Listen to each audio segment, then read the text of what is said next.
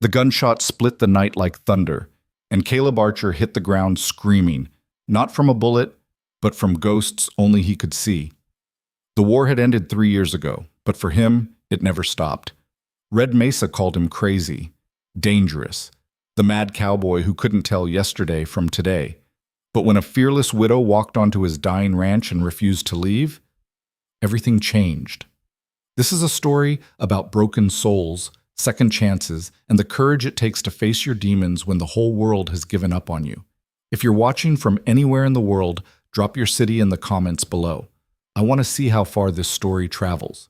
And if it moves you, hit that like button and stay until the end. The Texas prairie stretched endlessly in every direction, a sea of wild grass that turned gold under the relentless sun and silver beneath the moon. It was beautiful in its vastness, terrible in its isolation. Out here, a man could disappear into the landscape and never be found. Some men chose that fate. Others had it chosen for them. Caleb Archer was one of the latter. His ranch sat at the bleeding edge of Red Mesa's territory, where civilization gave way to wilderness, where the law became a suggestion and survival became everything. The cabin looked like it was surrendering to the earth, roof sagging, walls weathered gray, windows dark as empty eye sockets. The fences that once corralled horses now hung broken and useless, wire coiled in the dirt like dead snakes. Nobody from town came out here anymore. Not since the incident at Morrison's General Store 6 months back, when Caleb had thrown himself behind a stack of flour sacks because someone dropped a crate of bottles. The crash had sounded like artillery fire in his mind, and suddenly he wasn't in Red Mesa anymore.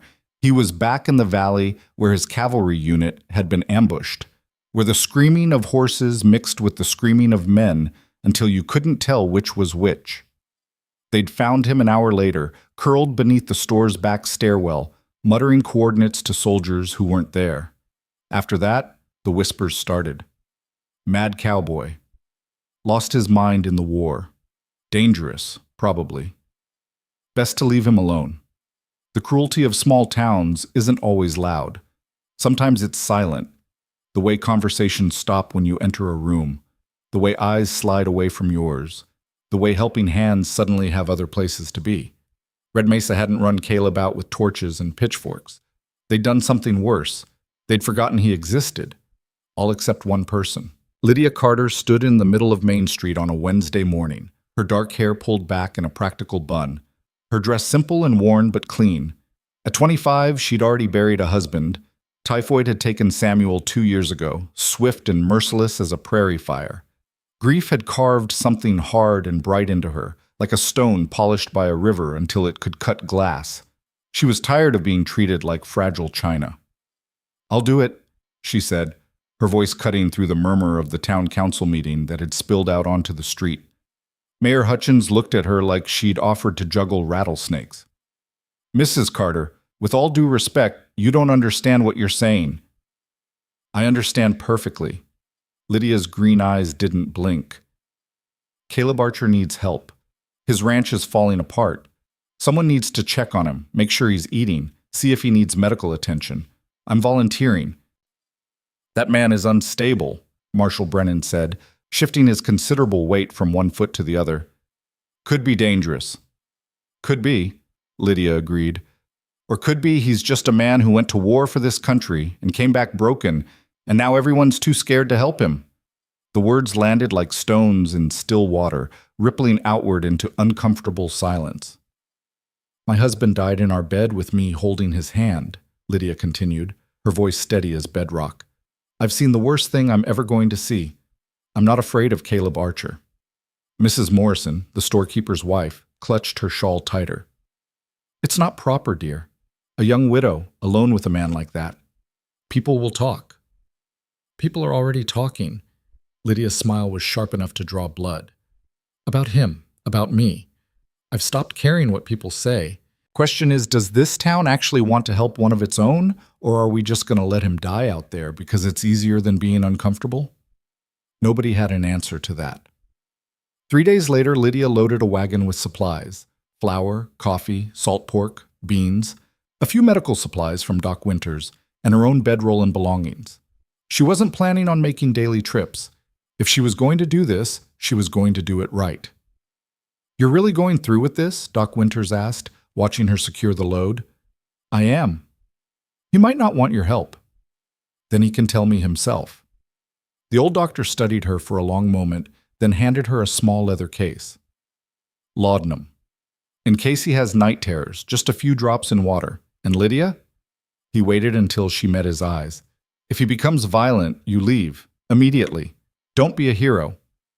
"I won't be a hero," Lydia said, climbing onto the wagon seat. "I'll just be decent. Someone in this town ought to try it." The ride out to the Archer Ranch took 2 hours, following a road that became less of a road with every mile. The wind picked up, carrying the scent of sage and dust. Hawks circled overhead, riding thermals in lazy spirals. The vastness of the land pressed down on her, immense and indifferent. Lydia had been born in St. Louis, raised with manners and piano lessons and ideas about what a lady should be. Then she'd married Samuel and followed him west, where the rules were different and survival mattered more than society. The frontier had a way of burning off everything unnecessary, leaving only what was essential. She liked who she'd become out here, hard when she needed to be, soft when she chose to be, and never, ever helpless. The Archer Ranch appeared on the horizon like a shipwreck emerging from fog. As she drew closer, the full extent of its decay became clear. The barn doors hung crooked. The corral fence leaned at dangerous angles. Weeds choked what might have once been a garden. The windmill stood motionless, its blades locked in place by rust and neglect. The cabin itself looked haunted. Lydia pulled the wagon to a stop in the yard and sat for a moment, listening. No sound except the wind whispering through broken boards. No smoke from the chimney, despite the chill in the air. No sign of life at all. She climbed down, her boots crunching on ground that desperately needed rain. "Mr. Archer," she called out. "My name is Lydia Carter. I'm from Red Mesa. I've brought some supplies." Nothing. She tried again, louder. "Mr. Archer? I don't mean any harm, just want to help if I can." Still nothing. Lydia approached the cabin door, which hung slightly ajar. She knocked firmly. "I'm coming in," she announced, giving him fair warning. "I have food and medicine. If you want me to leave, you'll have to tell me yourself." She pushed the door open. The smell hit her first. Not terrible, not the smell of death, but the stale, heavy odor of a space that hadn't seen fresh air or sunlight in far too long. Her eyes adjusted slowly to the darkness. The cabin was a single room with a sleeping area partitioned by a tattered curtain, a small kitchen area with a cast-iron stove, a table with one chair, and not much else. At first she thought the cabin was empty. Then she saw him. Caleb Archer sat in the far corner on the floor, knees drawn up, back pressed against the wall. He was so still he seemed like part of the shadows. His hair was long and unkempt, dark with threads of early gray. A beard covered half his face. His clothes were worn and dirty. But his eyes were what stopped her breath. They were the eyes of someone watching something no one else could see, wide and haunted and utterly elsewhere. "Mr. Archer?" Lydia kept her voice gentle but firm. "My name is Lydia Carter." No response. He didn't even seem to hear her. She stood there for a long moment, considering her options. She could leave, tell the town she'd tried, let whatever was going to happen happen. That would be the sensible thing, the safe thing. But Lydia Carter hadn't driven 2 hours into the wilderness to be sensible. "Well," she said, speaking more to herself than to him, "first things first." She propped the door open with a rock, flooding the cabin with afternoon light. Caleb flinched, but didn't move from his corner. She opened the single window, fighting with a frame swollen from disuse, until it finally gave way. Fresh air poured in like a blessing, then she went to work. She found the stove cold, filled with old ash. She cleaned it out, built a new fire with kindling from the wagon, and soon had flames crackling steadily. The coffee pot was filthy. She took it outside, scrubbed it with sand and water from her canteen, then put fresh coffee on to boil. The smell of coffee began to fill the cabin. Caleb's eyes moved, just slightly, just enough for her to know he was aware of her, even if he couldn't respond. "I'm going to keep talking," Lydia said, sweeping the floor with a broom she'd brought. "You don't have to answer, but I figure silence gets heavy after a while, so I'll fill it up with words."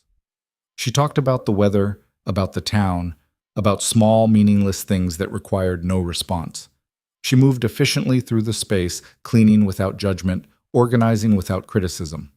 She found a plate, the only clean one, and filled it with bread and salt pork from her supplies. "I'm putting food here on the table," she said, setting it down. "Coffee too when it's ready. You can eat or not eat, your choice." She didn't expect him to move, so when his hand slowly reached out from the shadows, she had to hide her surprise. His fingers were shaking as they closed around the bread. He ate like someone who'd forgotten how, mechanically, without pleasure or awareness. But he ate. Lydia let out a breath she didn't know she'd been holding. By the time the sun began its descent toward the horizon, painting the sky in shades of orange and purple, the cabin looked different. Not fixed, nothing was fixed, but less like a tomb, less like a place where hope went to die. Lydia had cleaned, organized, and unpacked enough supplies to last a few weeks. She'd made a simple meal of beans and cornbread. She'd found blankets that smelled like mildew and hung them outside to air. She'd worked steadily, purposefully, never asking Caleb for anything, never demanding his attention or gratitude. As darkness fell, she lit the oil lamp on the table. Caleb had moved slightly, still in his corner but sitting more upright now, watching her with those haunted eyes. "I'm going to sleep in the barn tonight," Lydia said, gathering her bedroll. "I'll be back in the morning to make breakfast. If you want me to leave permanently, you'll need to tell me. Otherwise, I'm staying until we get this place functioning again." She paused at the door, looking back at the broken man in the corner. "You're not alone anymore, Mr. Archer, whether you want to be or not."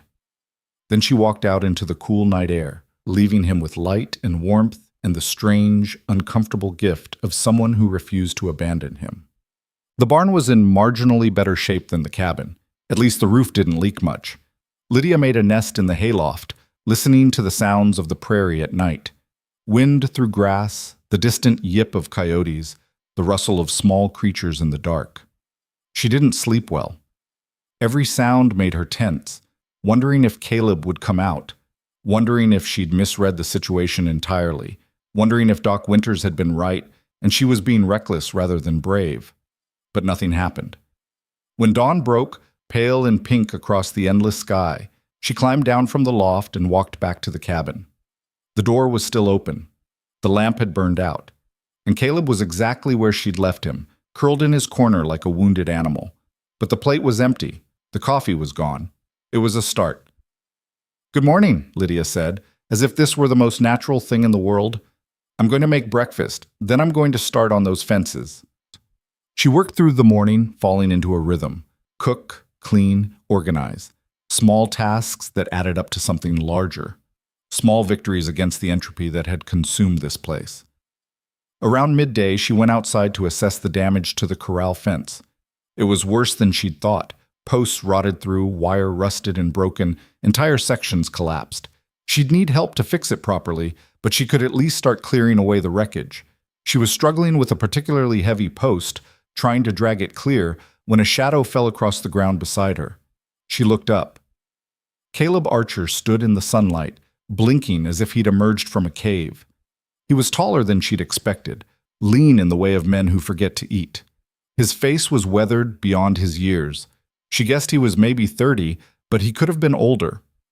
The war had a way of aging people. He didn't speak, but he reached down and grabbed the other end of the post. Together, they lifted it. For a moment, they stood there holding opposite ends of a rotted fence post, two strangers bound by a task too heavy for one person alone. Lydia felt something shift in the air between them. Not friendship, not yet, but acknowledgement, recognition of shared burden. They carried the post to the burn pile in silence. Then Caleb walked back to the fence and started working on the next broken section. Still without words, still moving like someone in a dream, but moving nonetheless. Lydia picked up her tools and joined him. They worked through the afternoon, the sun bearing down mercilessly. Sweat soaked through her dress. Her hands blistered and bled. She'd done hard work before. The frontier didn't allow for delicate sensibilities. But this was brutal.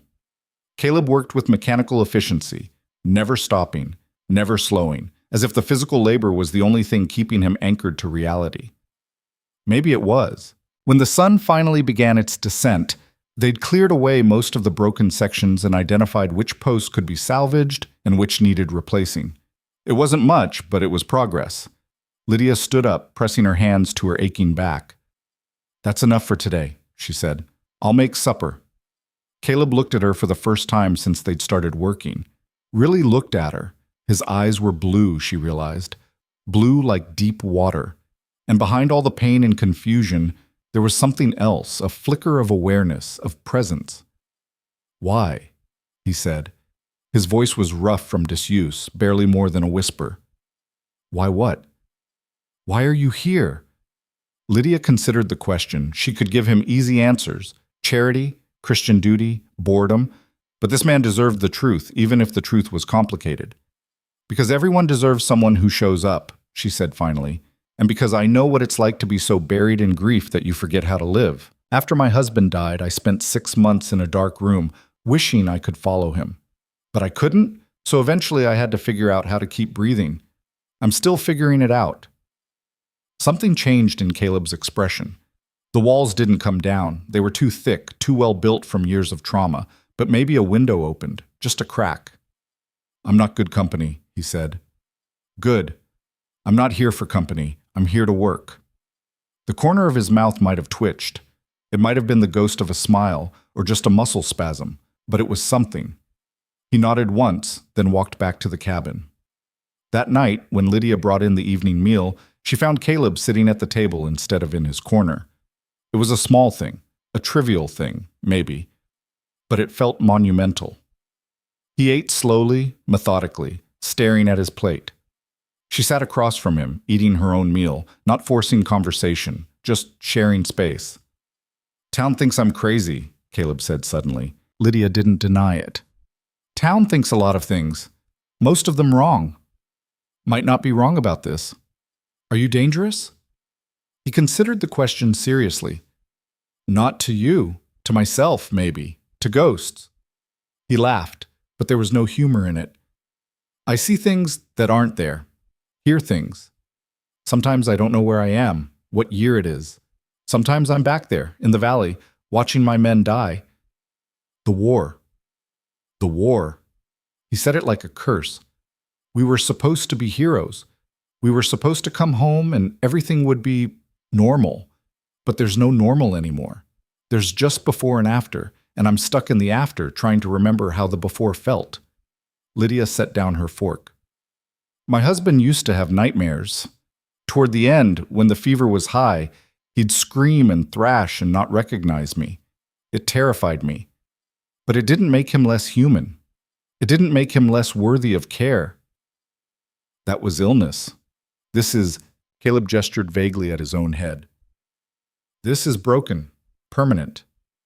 Maybe, or maybe it just takes longer to heal than a broken bone. Maybe you need time and help and someone willing to be patient. You don't know me." "No," Lydia agreed, "but I know what giving up looks like. And I know that you lifted that fence post today instead of staying in your corner. That's not giving up. That's fighting." Caleb stared at her, and for the first time she saw something other than ghosts in his eyes. She saw a man desperately trying to find his way back from hell. "I don't know if I can do this," he said quietly. "Do what?" "Come back. Be normal." "Then don't," Lydia said. "Be whatever you are. Just don't be alone." They sat in silence as the lamp flickered and the night deepened around the cabin. Outside, the prairie stretched endlessly, dark and vast and indifferent. But inside this small circle of light, two broken people sat across from each other, not fixed, not whole, but no longer facing the darkness alone. It was, Lydia thought, enough for one day. The next week unfolded in a pattern: work, meals, silence punctuated by brief exchanges, and slow, painful progress. Caleb remained fragile. Some mornings she'd find him back in his corner, unreachable, lost in whatever hell his mind had dragged him to. Other days he'd be outside before she woke, already working, channeling his demons into physical labor. Lydia learned not to push. She learned to read the signs, the tension in his shoulders, the way his hands would shake, the sudden blank look that meant he'd slipped away from the present. When those moments came, she'd keep working nearby, steady and present. a lighthouse in his storm. The ranch slowly began to remember what it had been. Fences got mended piece by piece. The barn doors were rehung. The windmill, after hours of work and considerable cursing from Lydia, turned again, creaking and groaning but functional. Water flowed into the trough for the first time in months. They fell into an unspoken partnership. Caleb did the heavy lifting, the tasks that required strength and endurance. Lydia managed everything else: cooking, planning, organizing, and keeping them both moving forward. They worked well together, two people who understood that survival sometimes meant just getting through the next hour. On the 8th day, riders appeared on the horizon. Lydia saw them first, shading her eyes against the afternoon sun. 3 men on horseback, moving at an easy pace. Her stomach tightened. Nothing good came from unexpected visitors this far from town. Caleb had seen them too. She watched the color drain from his face, watched his hands begin to shake. He took a step backward toward the cabin, toward whatever dark corner his mind was telling him to hide in. "Stay," Lydia said firmly. "Please, just stay." The riders drew closer. She recognized them now, Tommy Richardson and the Fletcher brothers, young men with too much time and not enough sense. Town troublemakers who thought cruelty was entertainment. They reined in their horses at the edge of the yard, grinning like wolves who'd found wounded prey. "Well, well," Tommy said, his smile sharp and mean.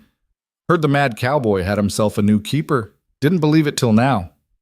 "Mrs. Carter," Jake Fletcher tipped his hat in mock courtesy.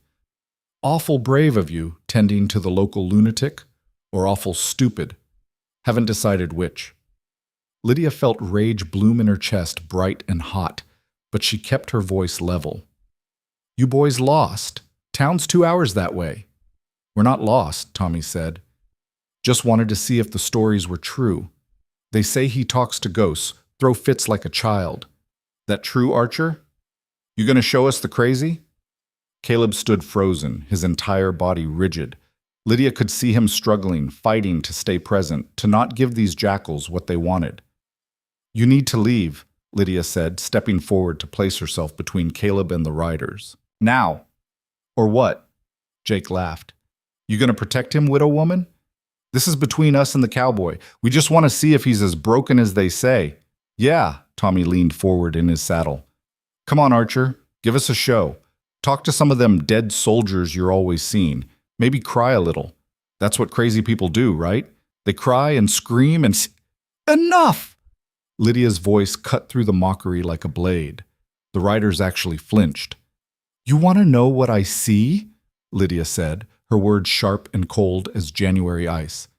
"I see 3 cowards who never had the guts to fight in a real war, mocking a man who served this country while you were safe at home. I see boys playing at being men and doing a poor job of it." "Now wait just a—" Jake started. "I'm not finished." Lydia's green eyes blazed. Caleb Archer rode with the 3rd Cavalry. He fought at Wildcat Ridge and Cold River Canyon. He watched his friends die and still kept fighting because that's what soldiers do. "What did you do? Drink your father's whiskey and chase saloon girls?" The smiles had vanished from the riders' faces. "You want to judge him?" Lydia continued. "Fine. But first, go fight a war. Watch people you love get shot to pieces. Live with the screaming in your head every night. Then come back and tell me how stable you are." "We were just having some fun," Tommy muttered, but his voice had lost its edge. "Fun?" Lydia's laugh was bitter. "Your fun is his nightmare. And you know what? That makes you worse than broken. That makes you cruel. Now get off this property before I get the rifle." "You wouldn't—" "Try me." For a long moment, nobody moved. Then Tommy yanked his horse's reins, turning the animal around. "Come on," he said to the Fletcher brothers. "Not worth it." They rode off, slower than they'd arrived, not looking back. Lydia stood watching until they disappeared over the rise, her whole body shaking with adrenaline and fury. Then she turned to check on Caleb. He was staring at her with an expression she couldn't quite read. Shock, maybe, or something deeper. "You didn't have to do that," he said quietly. "Yes, I did." "They'll talk. Make it worse for you in town." "Let them talk." Lydia's hands were still trembling. "I'm tired of this world rewarding cruelty and punishing kindness. Someone had to say something." Caleb took a step toward her, then another. Up close, she could see the muscles working in his jaw, the way he was fighting to form words. No one's ever... He stopped, started again. Thank you. You're welcome. They stood there in the yard, the afternoon sun warm on their shoulders, the prairie wind whispering around them. Something had shifted between them, something fundamental. It wasn't romance, wasn't attraction. It was something rarer, recognition. Two people seeing each other clearly, scars and all, and choosing to stand together anyway. I'll finish the north fence tomorrow, Caleb said, finally. I'll help. He nodded, then went back to work, his movements a little steadier than before. That night, for the first time since Lydia had arrived, Caleb ate dinner at the table without being asked. And when she said goodnight and headed to the barn, she heard him speak from behind her. Lydia? She turned. It was the first time he'd used her name. Yeah? You can stay in the cabin. Take the bed. I'll sleep out here by the stove. It's not proper, you sleeping in the barn. Lydia smiled. Thank you, Caleb. But I'm fine where I am. The barn suits me. She meant it. The barn had become her refuge, her space where she could let down her own walls and breathe without having to be strong. But the offer mattered. It meant he was thinking beyond his own survival, considering her comfort. It meant he was coming back. As she settled into her hay nest that night, listening to the familiar sounds of the prairie darkness, Lydia felt something she hadn't felt in a long time. Hope. Not the bright, naive hope of youth, but the harder, more resilient hope of someone who'd walked through fire and found they could still stand. The ranch was still broken. Caleb was still haunted. She was still grieving. But they were here, they were working, they were surviving, and sometimes that was everything. The confrontation with the riders changed something in the rhythm of their days. Caleb emerged from the cabin earlier each morning, as if sleeping had become even more difficult than working. Lydia would wake to find him already at some task, chopping wood, hauling water, repairing whatever piece of the ranch demanded attention. She learned to read his moods in the way he swung an axe, or the tension in his shoulders when he hammered nails into stubborn wood. The second week bled into the third, and the work continued without fanfare or celebration. The garden plot behind the cabin had been nothing but weeds and rocks when Lydia arrived. Now, working in the early morning coolness before the sun turned vicious, she broke up the hardened earth with a rusted hoe, her hands blistering despite the gloves she wore. The soil was better than she'd expected, dark and rich beneath the neglect, hungry for attention. Caleb appeared beside her one morning, carrying a spade she didn't know existed. He said nothing, just started turning soil in the row adjacent to hers. They worked in parallel, the only sounds their breathing and the chunk of metal biting earth. When they finished, sweat-soaked and dirt-streaked, they'd cleared a plot 20 feet square. "What will you plant?" Caleb asked, leaning on the spade. "Beans, squash, maybe some corn if the season's not too far gone." Lydia wiped her forehead with her sleeve. "Tomatoes, definitely. And herbs, sage, thyme, whatever seeds I can get from town." "Town?" Caleb's expression darkened. "You need to go back?" "Eventually. We're running low on flour and salt, a few other things." She studied his face. "I could wait another week if you need me to." "No." He shook his head. "You should go. Get what you need. I'll be all right." Lydia wasn't sure she believed him, but she also knew he needed to prove it to himself. "I'll go tomorrow then. Be back before sunset." That night, as she prepared a simple stew of salt pork and beans, Caleb sat at the table cleaning an old revolver she'd found in a trunk. His movements were methodical, practiced, the motions of a man who'd done this 1,000 times before. "You know how to shoot?" he asked without looking up. "Well enough." "Samuel taught me." Lydia stirred the pot. "Why?" "You should carry this when you go to town." He set the cleaned weapon on the table. "Just in case." "In case of what?" "In case those boys decide they're not done with their fun." The thought had crossed Lydia's mind, but hearing Caleb voice it made it more real. She nodded. "All right." "Lydia." He waited until she looked at him. "What you said to them. About me serving. About the cavalry." He paused, struggling with words. "How did you know?" "Doc Winters mentioned it. Said you rode with the 3rd, came back 3 years ago." She pulled the pot from the heat. Was he wrong? No, he was right. Caleb's hand stilled on the gun. I didn't think anyone remembered or cared. Someone always remembers. Lydia ladled stew into bowls. The question is whether they use that memory to build people up or tear them down. They ate in silence, but it was a different kind of silence than before. Less empty, more like two people content to exist in the same space without needing to fill it with noise. The next morning, Lydia loaded the wagon with items to trade and the short list of supplies she needed. Caleb helped her hitch the horse, a sturdy mare named Bella that had emerged from the pasture one day, apparently having belonged to the ranch all along, just ranging free during the months of neglect. You'll be all right? Lydia asked, checking the harness one more time. I'll be fine. Caleb handed her the revolver, wrapped in oilcloth. Just come back. The way he said it, come back, made it sound less like a request and more like a lifeline. She tucked the gun under the wagon seat and climbed up. I'll be back before dark, she promised. The ride to Red Mesa felt longer than usual, as if the distance had stretched during her absence. The town appeared on the horizon shimmering in heat waves, looking smaller than she remembered. Lydia drove the wagon down Main Street, acutely aware of the stares that followed her progress. She pulled up in front of Morrison's general store and climbed down, trying to ignore the knot of women gathered across the street, their whispers carrying like the buzz of wasps. Inside, the store smelled of coffee and tobacco and new fabric. Mrs. Morrison looked up from the counter, her expression carefully neutral. Mrs. Carter, we wondered if you'd be coming back. Just need supplies, Mrs. Morrison. Flour, salt, a few other items. Lydia pulled out her list. And if you have any vegetable seeds left from spring, I'll take those too. The older woman studied her. You're really staying out there with him? I'm helping a neighbor, same as anyone would do. Mrs. Morrison pulled down a sack of flour. That's not what some folks are saying. Then some folks need to find better ways to spend their time. The bell above the door jangled and Marshall Brennan walked in, his bulk seeming to fill the small space. He nodded to Mrs. Morrison, then turned to Lydia. Mrs. Carter, glad you're back in town. Been meaning to talk to you. Lydia kept her voice even. About what, Marshall?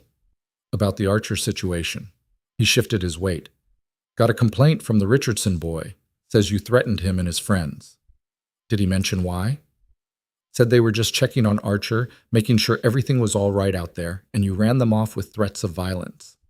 Lydia set down a can of peaches she'd been examining. That's one version. Here's mine.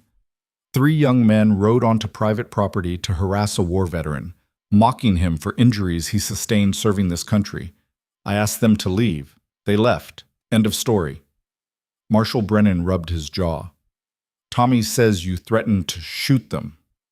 I said I'd get the rifle if they didn't leave, which I would have. Property rights being what they are, I believe that was within my rights. It's a delicate situation, Mrs. Carter. What's delicate about it? Lydia's patience was wearing thin. A man needs help. I'm helping him. That's not delicate, Marshall. That's just decent. People are worried. People are gossiping. She cut him off. There's a difference. Now, unless you're planning to arrest me for the crime of compassion, I have shopping to finish. The marshal's face reddened, but he stepped back. Just keep in mind that you're putting yourself in a potentially dangerous situation. If something happens, then I'll deal with it. Lydia turned back to Mrs. Morrison. I'll also need coffee, beans, and whatever vegetables you have that are still good. She completed her shopping in tense silence, paid from the small amount of money she'd saved, and loaded everything into the wagon. As she prepared to leave, Doc Winters emerged from his office across the street and walked over. How is he, Walt? The doctor asked quietly. Better. Working. Talking some. Lydia adjusted the reins. Still has bad days, but they're getting less frequent. And you, how are you holding up? The question surprised her. In all her time in Red Mesa, few people had thought to ask how she was doing. I'm fine, Doc. Tired, but fine. You need to take care of yourself too, Lydia. Can't pour from an empty cup. I know, she managed a smile. But it feels good to have purpose again, to be useful. Doc Winters nodded. Just remember, you can't save everyone. Sometimes the best we can do is stand witness. I'm not trying to save him, Lydia said. I'm just trying to stand with him. There's a difference. She drove out of town, feeling the weight of judgment lift with every mile. By the time the Archer Ranch came into view, her shoulders had relaxed and she could breathe fully again. She was surprised to realize that this broken-down homestead felt more like home than Red Mesa ever had. Caleb was working on the barn when she returned, reinforcing a weak section of wall. He looked up at the sound of the wagon, and something in his expression eased when he saw her. "Any trouble?" he asked, walking over to help unload. "Nothing I couldn't handle." She decided not to mention the marshal. "Got everything we needed, and then some. Mrs. Morrison threw in extra beans. I think she feels guilty." "Good. She should." Caleb grabbed a sack of flour. "People should feel guilty when they turn their backs on their own." They carried the supplies inside, working with the easy coordination they'd developed. When everything was stored, Lydia pulled out a small packet. "Tomato seeds and squash and these?" She showed him a handful of seed packets. "The woman at the store said they're for flowers. Wildflowers that grow easy in this soil. Thought they might be nice around the cabin." Caleb stared at the seed packets like they were foreign objects. "Flowers? Even broken places deserve beauty, Caleb." Something shifted in his expression, a crack in the armor he wore. "Yeah," he said softly. "Yeah, they do." Over the next few days, they planted the garden with methodical care. Caleb dug the rows while Lydia followed behind, placing seeds at precise intervals and covering them gently with soil. They worked in the relative coolness of early morning and late afternoon, avoiding the brutal midday heat that turned the prairie into an oven. "My mother had a garden," Caleb said one afternoon, surprising Lydia with the revelation. "Back in Missouri, before the war. She could make anything grow. Used to say that tending plants was like tending hope. You put something small in the ground and trust it to become something bigger." "Sounds like a wise woman." "She was." His voice went distant. "She died while I was away. Cholera outbreak. I got the letter 3 months after she was buried. Just another piece of paper telling me someone else was gone." Lydia set down her trowel. "I'm sorry." "Everyone's sorry. Doesn't bring anyone back." He jabbed the spade into the earth harder than necessary. "You know what the worst part is? I can barely remember her face now. It's like the war burned everything out of me, even the good memories. All I have left is the bad." "That's not true." "How would you know?" "Because you just told me about her garden," Lydia said gently. "That's a good memory. It's still there, Caleb, just buried under the bad ones. Maybe it takes work to dig it back up." He looked at her with those haunted blue eyes. "You make it sound simple." "I don't mean to. Nothing about this is simple." She returned to planting, giving him space. "But maybe that's the point. Maybe healing isn't about forgetting the bad things. Maybe it's about remembering that good things existed too." Caleb didn't respond, but he kept working, and Lydia took that as answer enough. That evening, as the sun painted the sky in shades of amber and rose, they sat on the cabin's front step, exhausted but satisfied with the day's work. The garden was planted, the rows neat and promising.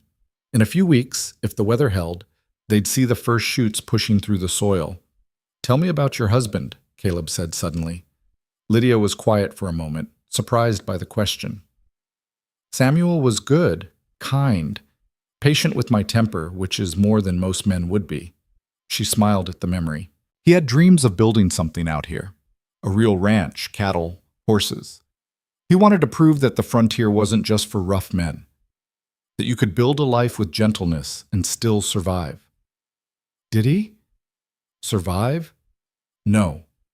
But he built a life while he had time. That counts for something." She pulled her knees up, wrapping her arms around them. "He used to say that every day you wake up is a day you get to choose who you are. Doesn't matter who you were yesterday. You get to choose again." "I wish I believed that." "You don't have to believe it. Just do it. Choose one thing, one small thing, that's different from yesterday. Do that enough times, and eventually you look back and realize you're not the same person you were." Caleb considered this. "What did you choose after he died?" "To get out of bed. That was day one. Just get out of bed."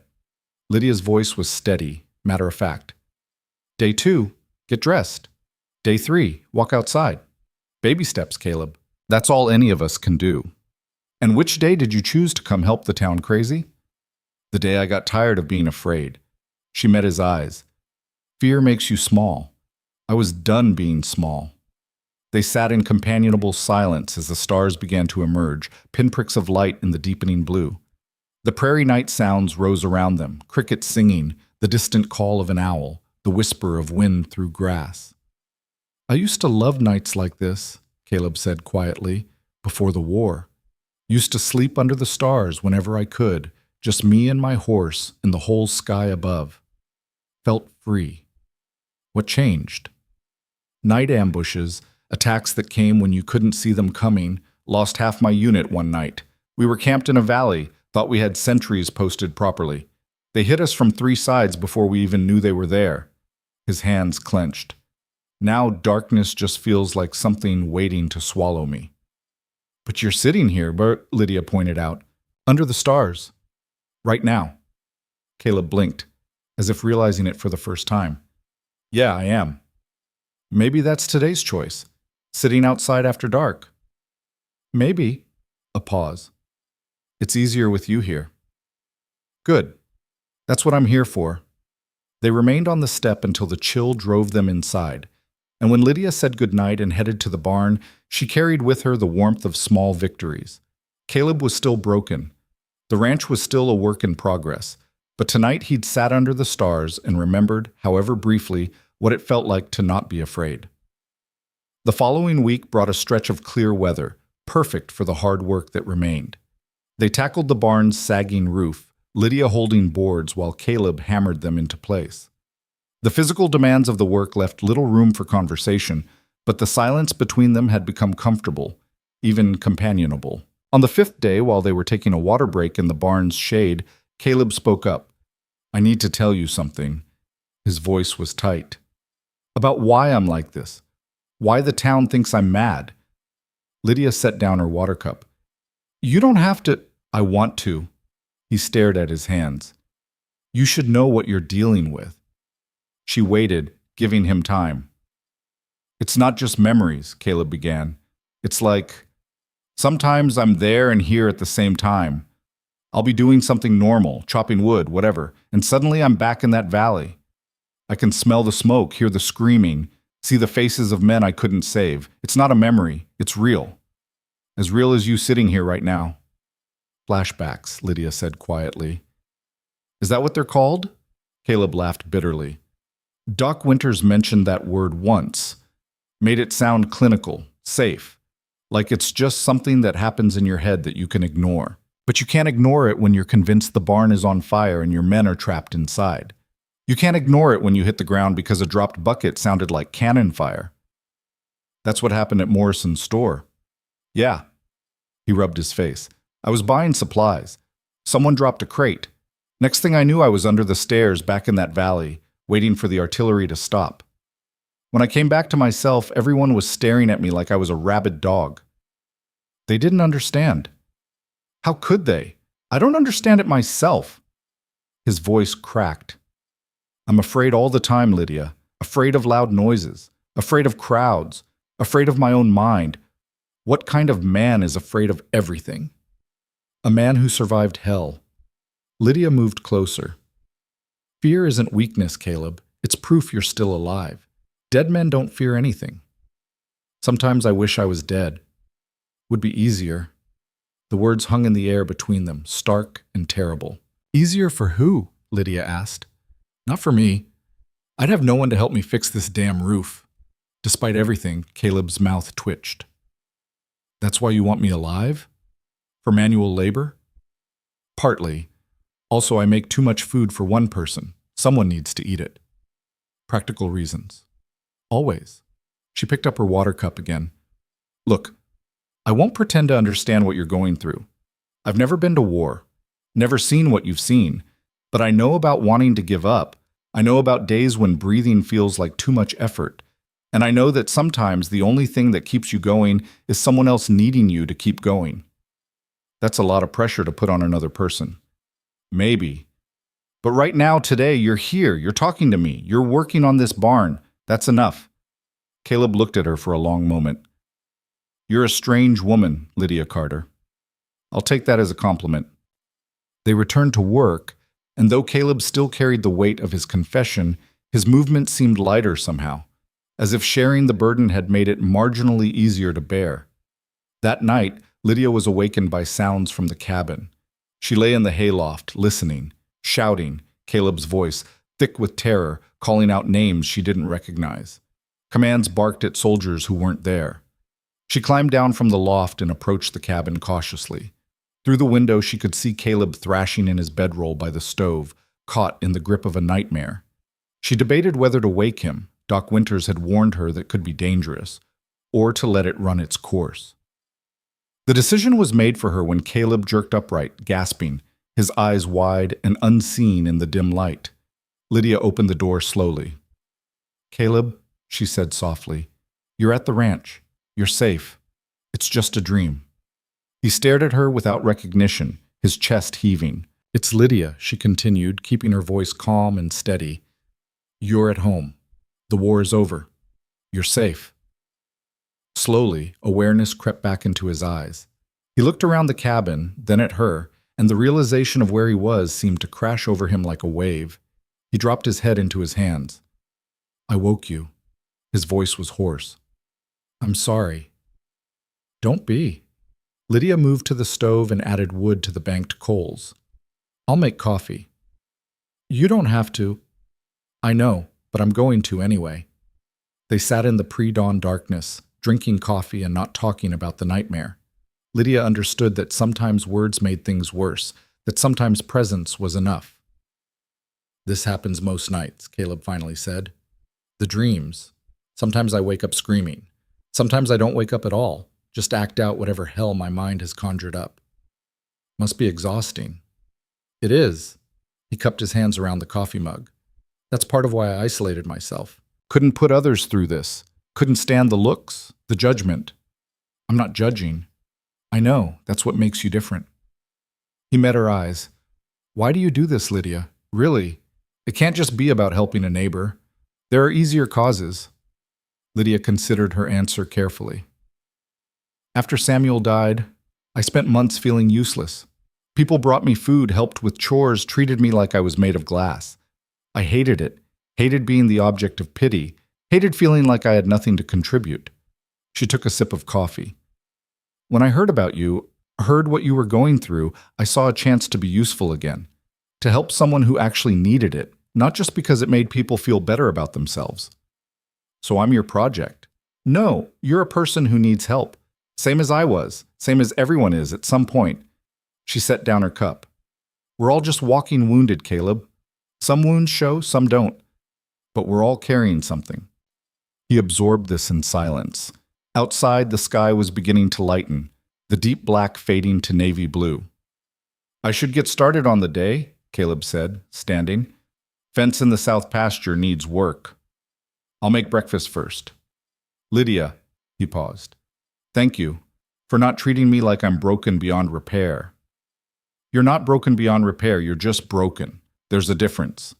She watched him gather his tools and head outside, moving into the work that kept him anchored. Through the window, she could see him walking toward the south pasture, his silhouette growing smaller against the vast prairie dawn. The days continued to unfold in their pattern of work and small progress. The south pasture fence was repaired. The garden sprouted its first green shoots, tiny and fragile but undeniably alive. The barn roof no longer leaked, small victories that added up to something larger. But the peace was fragile, and Lydia knew it. It shattered on a Tuesday afternoon when 3 horses appeared on the horizon, moving fast. Lydia was in the garden, thinning the bean plants when she spotted them. Her stomach dropped. The riders were pushing their horses hard, and that meant trouble. Caleb emerged from the barn, saw the riders, and went very still. Lydia recognized the look. He was preparing to retreat, to find a corner and hide from whatever was coming. Don't, she said, moving to stand beside him. Whatever this is, we face it together. The riders thundered into the yard, kicking up dust. They weren't the Richardson boy and his friends this time. These were grown men, hard-faced and armed. The leader, a thick-set man with a scar running down his left cheek, dismounted without being invited. "You Archer?" he demanded. Caleb nodded, his jaw tight. "Name's Garrett. Been tracking a horse thief through this territory. Trail led here." "No horse thief here," Lydia said firmly. "Just us and our livestock." Garrett's eyes swept the ranch, landing on the corral where Bella stood alongside a smaller paint horse that had wandered in a few days ago, thin and skittish. Caleb had been feeding it, slowly building its trust. "That paint," Garrett said, pointing. "Where'd you get it?" "Showed up on its own," Caleb answered, half starved. "I've been feeding it." "That's my brother's horse, stolen 2 weeks ago from our ranch, 40 miles south." "Then you're welcome to take it back," Lydia said. "We're not thieves." "Convenient story." Garrett's hand rested on his gun. "How do I know you didn't steal it yourself? Crazy cowboy living out here alone might think he could get away with it." The word crazy hit Caleb like a physical blow. Lydia saw him flinch, saw his hands start to shake.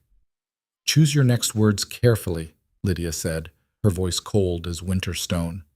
"You're accusing an innocent man based on nothing but proximity and rumor." "I'm accusing a man with a stolen horse in his corral.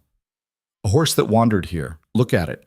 Does it look like it's been cared for here? It's skin and bones. We've been trying to help it."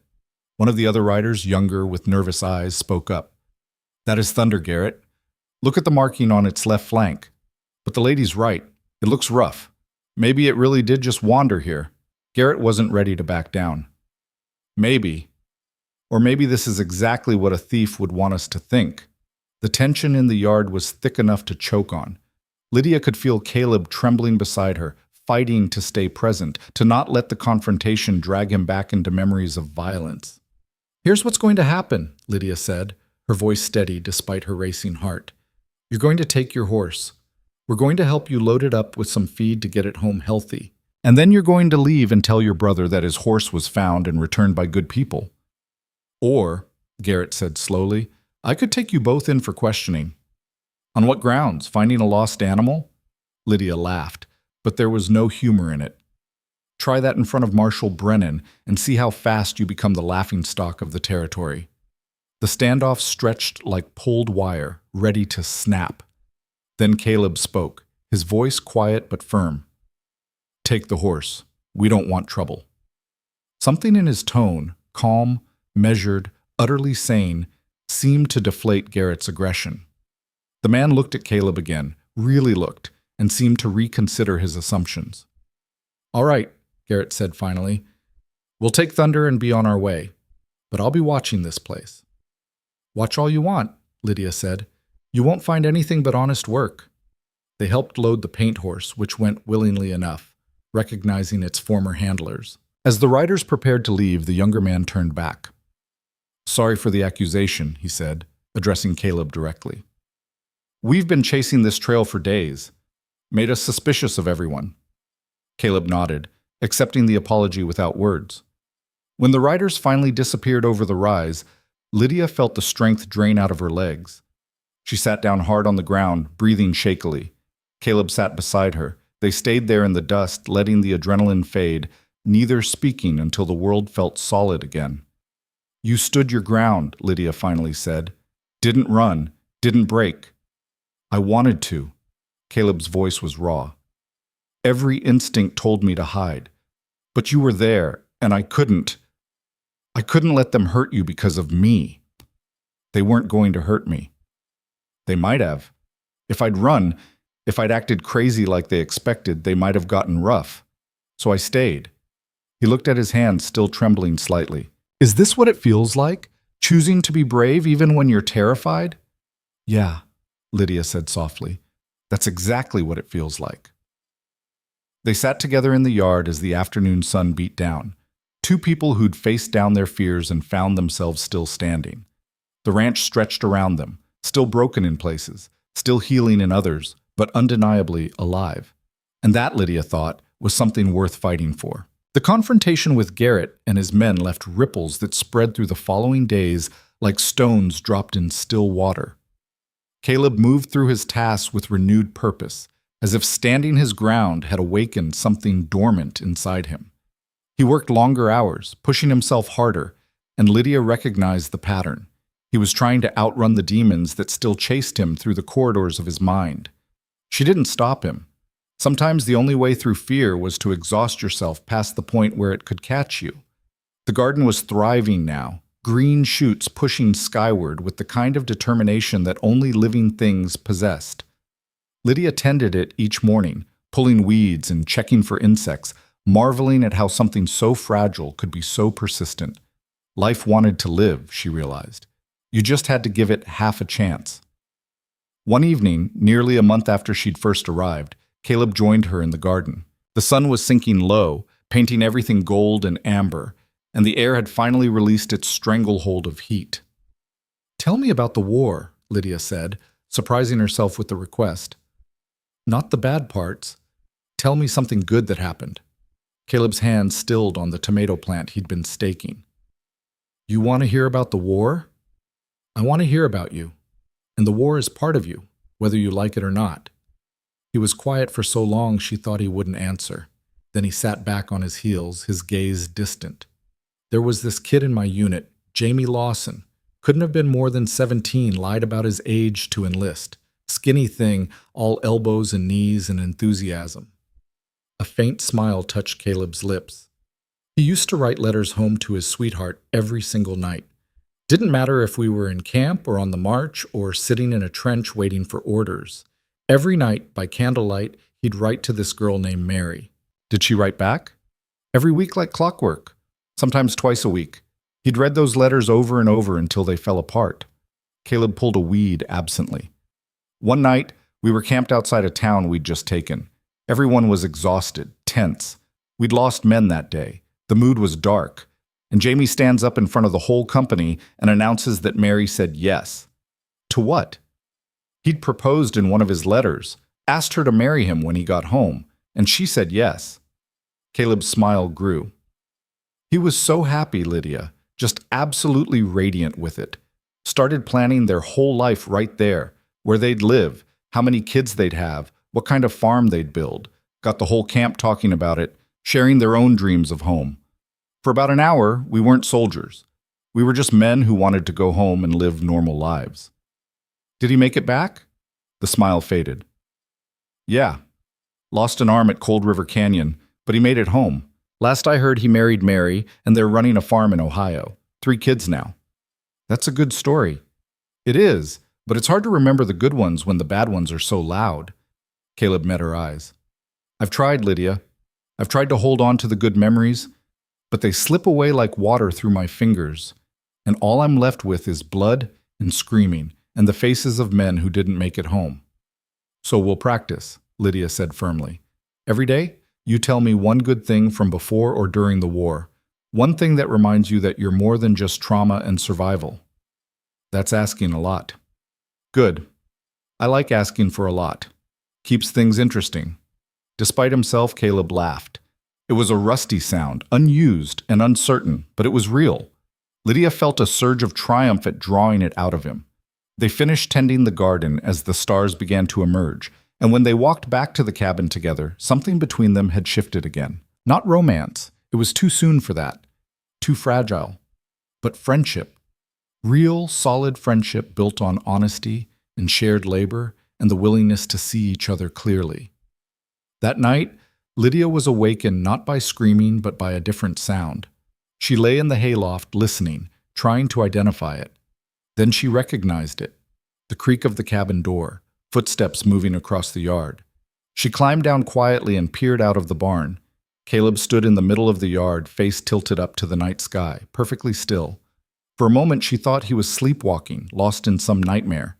Then she heard him speak, soft words carried on the wind. I'm still here, boys. Still here. He was talking to ghosts again, but this time it sounded different, not panicked or afraid. Almost like a prayer or a promise. Lydia stayed hidden in the barn, giving him privacy. After a long while, Caleb walked back to the cabin and closed the door behind him. She returned to her nest in the hay, wondering what battle he'd fought and won in those quiet moments under the stars. The next morning dawned hot and still. The the kind of oppressive heat that made every movement feel like swimming through molasses. Lydia was gathering eggs from the small coop they'd repaired when she heard hoofbeats. Just one rider this time, moving at an easy pace. Caleb emerged from the cabin, and together they watched the rider approach. As the figure drew closer, Lydia recognized Wade Holloway, an old horseman who lived on the far side of Red Mesa territory. He was weathered and lean, with hair gone completely white and eyes that missed nothing. "Morning," Wade called out, reining in his bay gelding. "Hope I'm not intruding." "Not at all," Lydia said. "Can we offer you some coffee?" "Wouldn't say no to that." Wade dismounted with the ease of a man who'd spent more time in the saddle than on the ground. He looked at Caleb with open curiosity but no judgment. "You're Archer, right?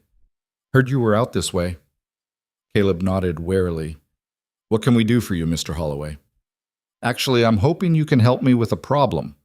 Wade accepted the coffee Lydia handed him. "Got a Mustang on my property that's been causing me trouble. Wild thing, won't let anyone near it, but it's got a wound on its leg that's going to turn bad if it's not treated. Heard from Garrett's brother that you had a way with a spooked horse." Lydia and Caleb exchanged glances. "What did Garrett's brother tell you?" Caleb asked carefully. "That you kept his paint horse alive when it wandered onto your land half-starved. That you didn't have to do that, but you did." Wade took a sip of coffee. "Also heard you're the fellow who fought at Wildcat Ridge, lost my son in that battle. So I figure you've earned whatever help I can offer." The words hung in the air, heavy with meaning. Wade wasn't here just about a horse. He was here extending an olive branch, offering respect to a fellow survivor of the war's devastation. "I don't know if I can help," Caleb said quietly, "but I'll try. That's all any man can ask." They finished their coffee, and Caleb gathered a few supplies: rope, medical kit, some grain for bait. Lydia watched them prepare to leave, feeling an unexpected twist of anxiety. "I should come with you," she said. "No need," Wade assured her. "It's just a few miles out and back. We'll be home before dark." "Lydia," Caleb's voice was steady. "I'll be all right."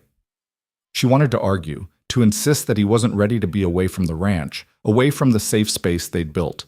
But she also knew that if he was ever going to truly heal, he needed to prove to himself that he could function beyond these boundaries.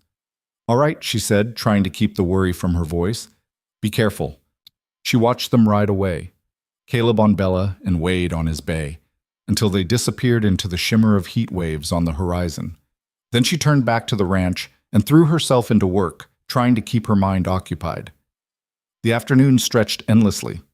Lydia cleaned the cabin, mended clothes, harvested vegetables from the garden, and still the sun seemed stuck in the sky, refusing to move toward evening. She found herself watching the horizon obsessively, looking for riders that didn't appear. What if Caleb had an episode out there? What if the stress of dealing with a wild horse triggered his memories? What if Wade didn't understand what was happening and thought Caleb was just crazy after all? "Stop it," she told herself firmly. "He needs to do this. You can't protect him from everything." But the worry gnawed at her nonetheless. It was late afternoon when disaster struck, but it came from an unexpected direction. Lydia was in the barn, reorganizing tools, when she heard a sound that made her blood run cold.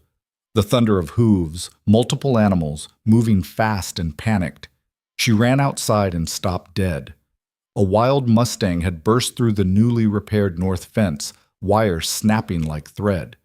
But this wasn't the calm, wounded animal Wade had described.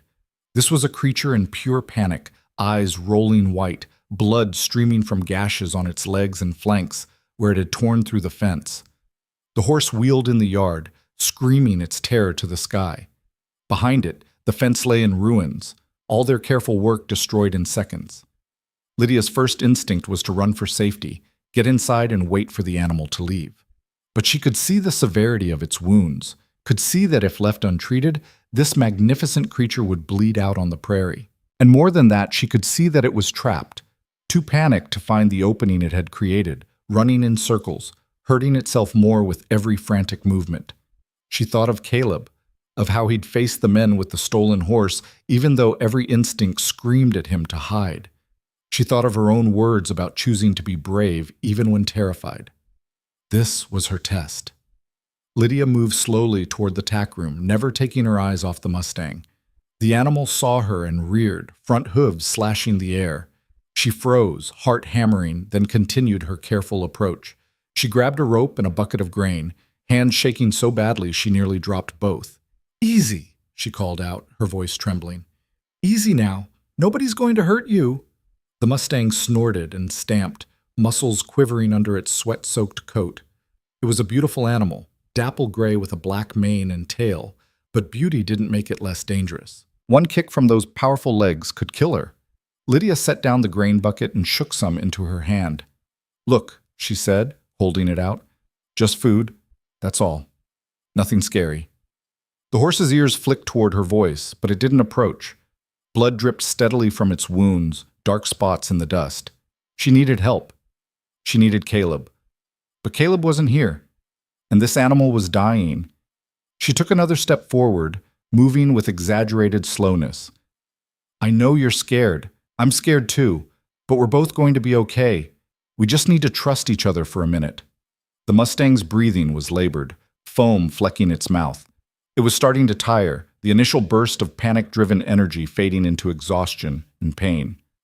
That might make it more docile, or it might make it more unpredictable. Lydia kept talking, kept moving, kept holding out the grain. Her entire body felt like a wire pulled taut, ready to snap. The sun beat down mercilessly. Sweat ran into her eyes. The Mustang watched her with one wild eye, trembling, deciding whether she was predator or salvation. "Come on," she whispered. "Please, let me help you." The horse took one step toward her, then another. Its nose stretched toward the grain in her hand, nostrils flaring to catch the scent. Lydia held perfectly still, barely breathing, as those soft lips touched her palm and took the grain delicately. For one perfect moment, they stood connected, woman and wild animal, fear and trust balanced on a knife's edge. Then something shifted. Maybe it was the wind carrying an unfamiliar scent. Maybe it was pain overriding the brief moment of calm. But the Mustang's eyes went wide again, and it reared, pulling back, the rope Lydia had been reaching for with her other hand falling uselessly to the ground. The horse wheeled and bolted, heading straight for the broken fence line, and Lydia knew with terrible certainty that if it ran in its current condition, it would die out on the prairie, alone and terrified. "Stop!" she screamed, her voice cracking with desperation. And incredibly, impossibly, the Mustang stopped. It stood at the edge of the yard, sides heaving, looking back at her as if waiting for something. Lydia's mind raced. She couldn't rope it alone, couldn't force it to stay. All she had were words and the thin thread of connection they'd established. "Don't run," she said, fighting to keep her voice steady. "Please don't run. I know you're hurt. I know you're scared. But running won't help. Stay. Just stay." The Mustang's ears swiveled, listening, its muscles bunched, ready to flee at any second. Then Lydia heard the sound of approaching hoofbeats, and her heart leaped. Caleb and Wade appeared on the horizon, moving fast. They must have seen the broken fence, understood something was wrong. But their approach was spooking the Mustang. It danced sideways, preparing to bolt into the open prairie.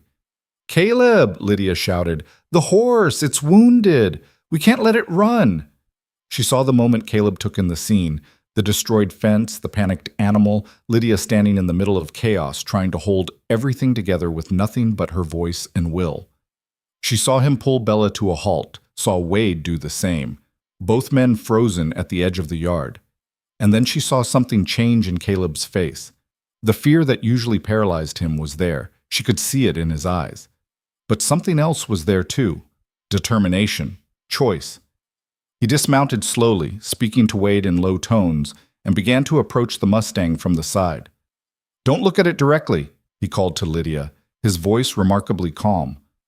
"Predators stare. We're not predators. Look just past it. Move slow, like water, not wind." Lydia adjusted her gaze, fighting every instinct that screamed at her to watch the dangerous animal carefully. She moved in the way Caleb described, fluid and unhurried, and was amazed to see the Mustang settle slightly. Caleb was closer now, approaching from a different angle, creating a gentle triangle with Lydia and the horse. Wade stayed back, understanding without being told that too many people would overwhelm the animal. That's it, Caleb murmured, and Lydia wasn't sure if he was talking to her, or the horse, or himself. Nobody's going to hurt you. You're safe here. You're safe. The Mustang's head lowered fractionally. Its breathing slowed. Caleb was 10 feet away now, then 5, moving with a grace that seemed impossible for a man who usually flinched at loud noises. Caleb, Lydia said quietly, it's hurt badly, lost a lot of blood. I know, I can see. He was close enough now to extend his hand, palm down, non-threatening. But we're going to fix that. We're going to help. Just need you to trust us for a few minutes. The Mustang's nose touched his hand, just as it had touched Lydia's. Caleb's fingers moved slowly up to its neck, gentle as a whisper, finding the places where horses like to be touched. The animal trembled but didn't pull away. Wade, Caleb said, not taking his eyes off the Mustang. Bring the medical kit. Slow. And Lydia, can you get a halter from the barn? They moved like dancers in a carefully choreographed performance, each person playing their part with precision. Lydia retrieved the halter and brought it to Caleb, who slipped it on the Mustang's head with movements so smooth they seemed inevitable. Wade approached with the medical kit, his weathered face showing deep respect for what he was witnessing. This is going to sting, Caleb told the horse, beginning to clean the wounds. The Mustang flinched and stamped but didn't bolt. Caleb kept talking, a steady stream of reassurance and calm, his hands moving with practiced efficiency. Lydia found herself mesmerized by the transformation. This was the same man who'd been curled in a corner a month ago, unable to function. Now he was completely present, completely focused, handling a dangerous situation with competence and grace. The sun had moved considerably by the time Caleb finished treating the wounds and bandaging the worst of them. The Mustang stood quietly in the corral they'd guided it to, exhausted but stable. Its breathing had normalized, and though it was still wary, the wild panic had drained away. Wade let out a low whistle. That was something to see, Archer. Not many men could have done what you just did. Caleb wiped blood and sweat from his face, and Lydia saw his hands start to shake now that the crisis had passed. The adrenaline was wearing off, leaving him exposed to everything he'd been holding at bay. I need to sit down, he said, his voice suddenly unsteady. Wade caught him under the arm as his legs buckled, helping him to the cabin. Lydia ran ahead to clear the table, to put water on for coffee, to do something useful while her own delayed reaction threatened to overwhelm her. They got Caleb inside and into a chair. His whole body was shaking now, teeth chattering despite the heat. It's all right, Wade said, recognition in his eyes. I've seen this before. Let it come. I can't, Caleb gasped. I can't breathe. There's too much. Everything is too loud.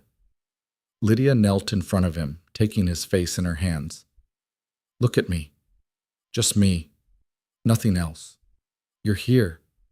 You're safe. The horse is safe. Everyone's safe. I thought I was past this, he managed. I thought I could.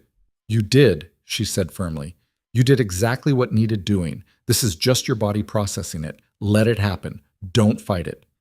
It took 20 minutes for the shaking to subside, for Caleb's breathing to regulate, for the world to settle back into focus for him. Wade sat quietly the whole time, asking no questions, offering no judgment, just present in the way that veterans understood other veterans. When Caleb could finally speak without gasping, he looked at Wade. The Mustang you wanted help with? Was never about a Mustang, Wade said gently. Well, it was. But that one's doing fine now. I'd heard things about you, Archer, about what the war did to you.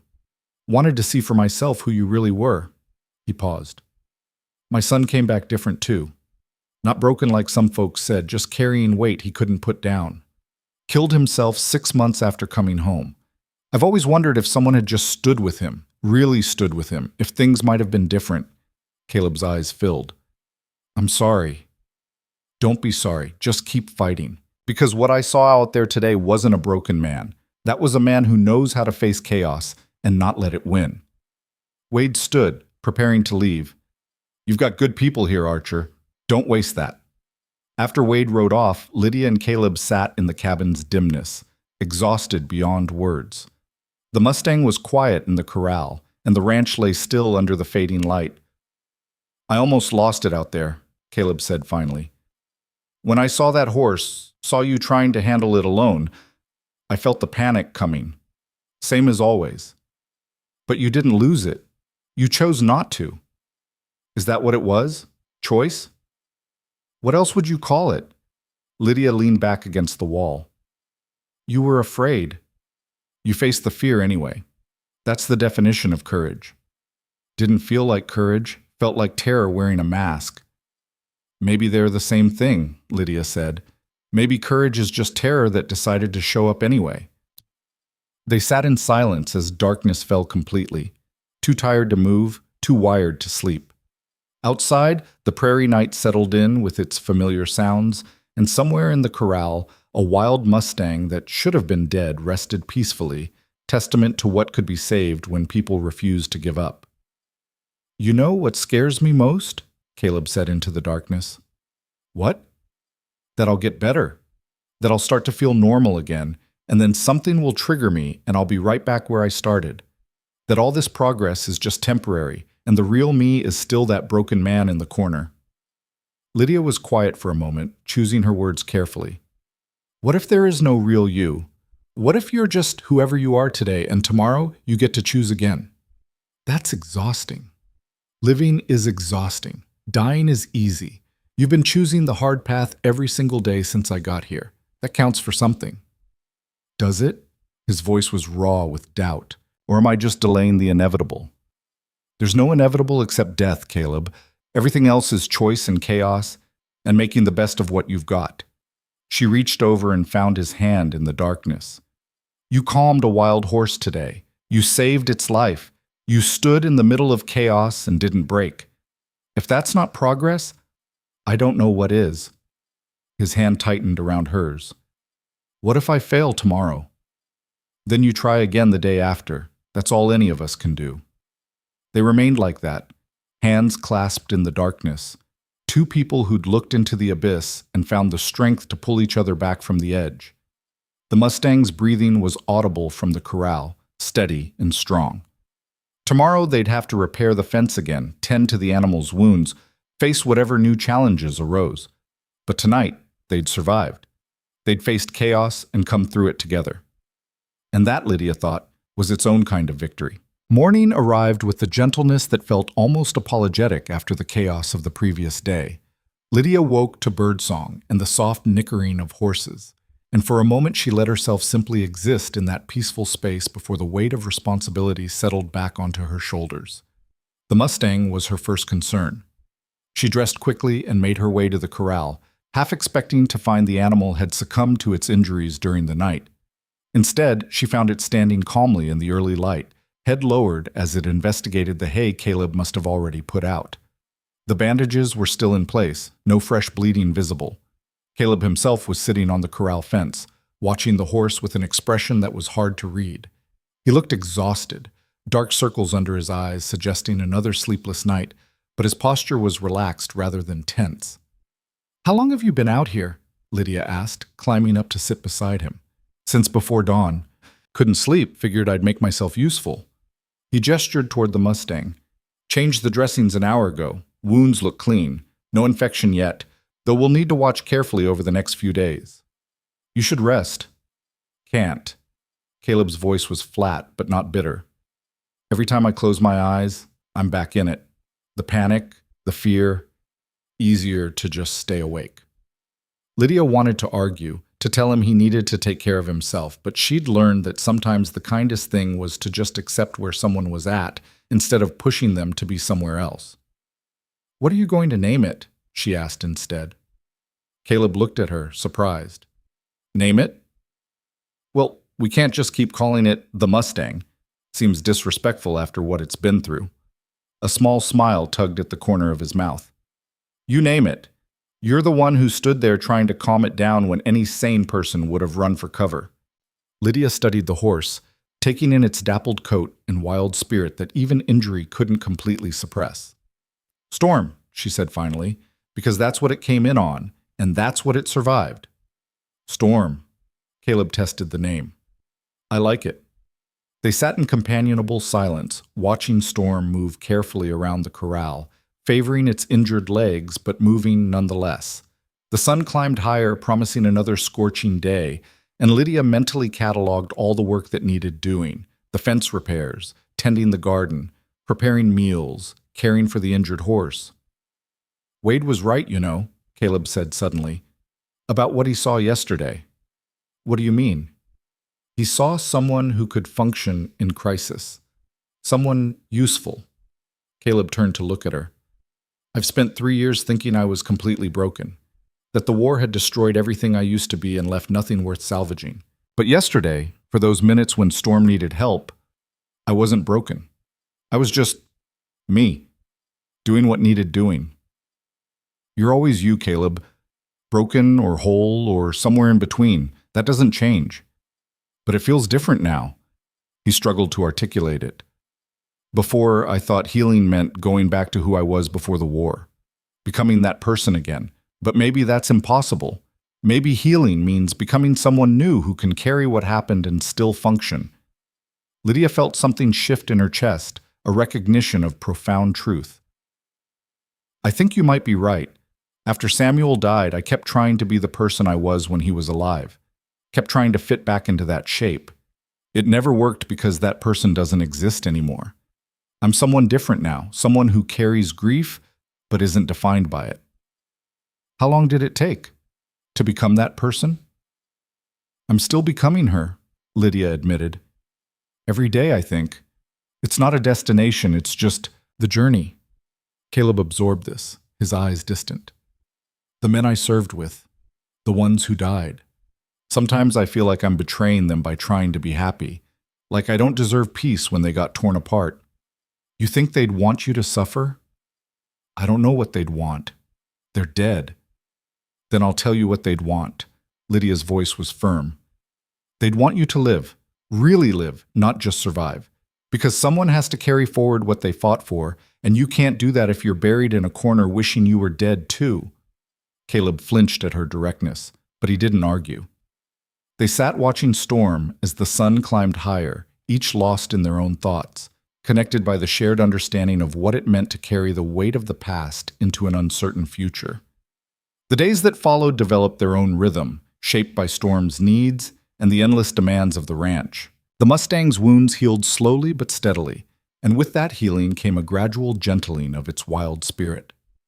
Caleb spent hours in the corral, not trying to break the animal, but rather building trust through patience and consistency. Lydia watched this process with fascination. There was something almost meditative about the way Caleb moved around Storm, never forcing, never demanding, just offering presence and care until the horse began to accept him. It occurred to her that this was exactly what she'd been doing with Caleb himself, offering presence without demands, care without conditions, patience without expectations. They were healing each other, she realized, all three of them, in their own way. A week after Storm's arrival, Wade Holloway returned. This time he brought someone with him, a younger man with similar features and the same weathered competence. This is my nephew Daniel, Wade said by way of introduction. Helps me run my spread. Thought he might be useful for what I want to propose. Caleb and Lydia exchanged glances. What kind of proposal? Caleb asked warily. Wade dismounted and Daniel followed suit. I've been thinking about what I saw here last week, about what you did with that Mustang, and it occurred to me that there's a need for that kind of skill around these parts. What do you mean? There's wild horses all over this territory. Some of them get hurt, get caught in wire or ravines, get separated from their herds. Most folks just shoot them or let them die because nobody has the patience or knowledge to help, but you do. Wade gestured toward the corral, where Storm stood watching the newcomers with alert interest. I'm proposing a partnership. You gentle and heal the horses that need it. I help you sell the ones that recover. We split the profit. Lydia felt her pulse quicken. This could change everything. Give Caleb real purpose. Provide income for the ranch. Offer him a way to contribute to the community that didn't require him to be someone he wasn't. But Caleb was shaking his head. I can't promise consistency. Some days I can barely function, Wade. I can't build a business on that. Then don't promise consistency, Wade said calmly. Promise best effort. Work when you can, rest when you can't. I'm not asking you to be perfect. I'm asking you to use the skills you have when you're able to use them. And on the days when he can't work, Lydia asked, what then? Then the horses wait, or Daniel here helps out, or we adjust. Wade's eyes were kind but firm. Look, I'm not offering you charity. I'm offering you a partnership because I think you have something valuable to contribute. But I'm also not naive. I know what war does to men. My son taught me that. So we work with reality, not against it. Caleb looked at Lydia, uncertainty written across his face. She recognized the fear in his eyes, the fear of failing, of letting people down, of proving that he really was as broken as he feared. What do you think? He asked her quietly. I think it's your decision, Lydia said. But I also think that Storm is alive because of your skills. And if there are other horses out there that could benefit from what you know how to do, maybe that's worth the risk of sometimes having bad days. Some days won't be bad, Caleb said. Some days will be terrible, completely non-functional. Then those days are terrible, Wade said with a shrug. The horses aren't going anywhere. We work at the pace you can sustain, not the pace someone else thinks you should maintain. Daniel spoke for the first time, his voice quiet but steady. I was at Cold River Canyon too. Different unit, but I was there. I know what that valley did to people. He met Caleb's eyes. I get nightmares too. Can't handle crowds. Certain sounds still make me hit the ground. But I can still work, still contribute. It just looks different than it used to. The recognition that passed between them was immediate and profound. The understanding of shared trauma, shared struggle, shared survival. All right, Caleb said, the word coming out rough and uncertain. We can try, but I need to be clear. There will be days when I can't deliver, days when I'm useless. Nobody's useless, Wade said firmly. Some days you're just fighting different battles. We'll work around it. They shook hands, sealing an agreement that felt both terrifying and full of possibility. After Wade and Daniel left, Caleb stood in the yard looking shaken. I just agreed to something I might not be able to do, he said. No, Lydia corrected. You agreed to try something that scares you. That's different. What if I fail? Then you fail. And then you try again. She touched his arm. Caleb, you've been failing at hiding from the world for 3 years. At least this way you're failing forward. He laughed despite himself, a sound that was becoming less rare, less rusty. Failing forward. I like that. That night, Lydia moved from the barn into the cabin. It wasn't discussed or debated. She simply brought her bedroll inside and made a space for herself near the stove, and Caleb didn't protest. The arrangement was practical rather than romantic. The nights were getting cooler, and there was no sense in her freezing in the barn when there was space inside. But it changed something between them nonetheless. The forced intimacy of shared space, the domesticity of morning coffee and evening meals, the casual comfort of existing in proximity. All of it deepened the connection that had been building since Lydia first arrived. They developed routines. Caleb woke first, usually before dawn, and would sit with his coffee watching the sunrise through the cabin window. Lydia would wake to find him there, lost in thought, and would join him with her own cup. They'd sit in silence until the world was fully light, then begin the day's work. Storm continued to improve, gaining strength and trust in equal measure. By the end of the second week, the Mustang would eat from Caleb's hand and allow him to touch its neck and shoulders without flinching. Lydia watched these small victories accumulate, each one a testament to patience and persistence. One morning, she found Caleb in the corral with Storm, running his hands gently over the horse's back. The Mustang stood calmly, ears forward, accepting the touch. First time anyone's done that, Caleb said when he noticed her watching. First time Storm's let anyone touch its back. What does it mean? Means trust. Means healing. He smiled, and Lydia was struck by how different he looked from the hollow-eyed man she'd found in the corner 6 weeks ago. He was still thin, still carrying obvious weight, but there was life in his face now, purpose. You're good at this, she said. Really good. It's easier with horses than people. Horses don't judge. They just respond to how you treat them. Maybe people could learn from that. The words hung between them, loaded with meaning neither was quite ready to examine too closely. Caleb cleared his throat and changed the subject. Wade's bringing a horse tomorrow. Young gelding that got caught in wire. Needs someone to work with it, calm it down enough to treat the wounds. You ready for that? No. He was honest about it. But I said I'd try, so I'll try. The gelding arrived the next morning, wild-eyed and terrified, blood crusted on its legs where the wire had cut deep. It was younger than Storm, less battle-hardened, and its fear manifested as pure panic. The moment Wade and Daniel tried to unload it from the trailer, it reared and screamed. Lydia saw Caleb go pale, saw his hands start to shake. The horse's screaming must have sounded too much like the screaming he remembered from the war. She moved to his side, not touching, just present. "You don't have to do this today," she said quietly.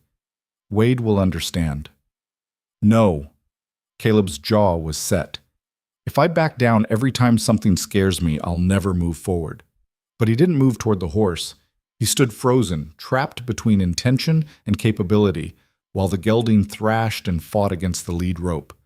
Wade looked over, saw the situation, and made a decision. "Daniel, take the lead, slow and steady.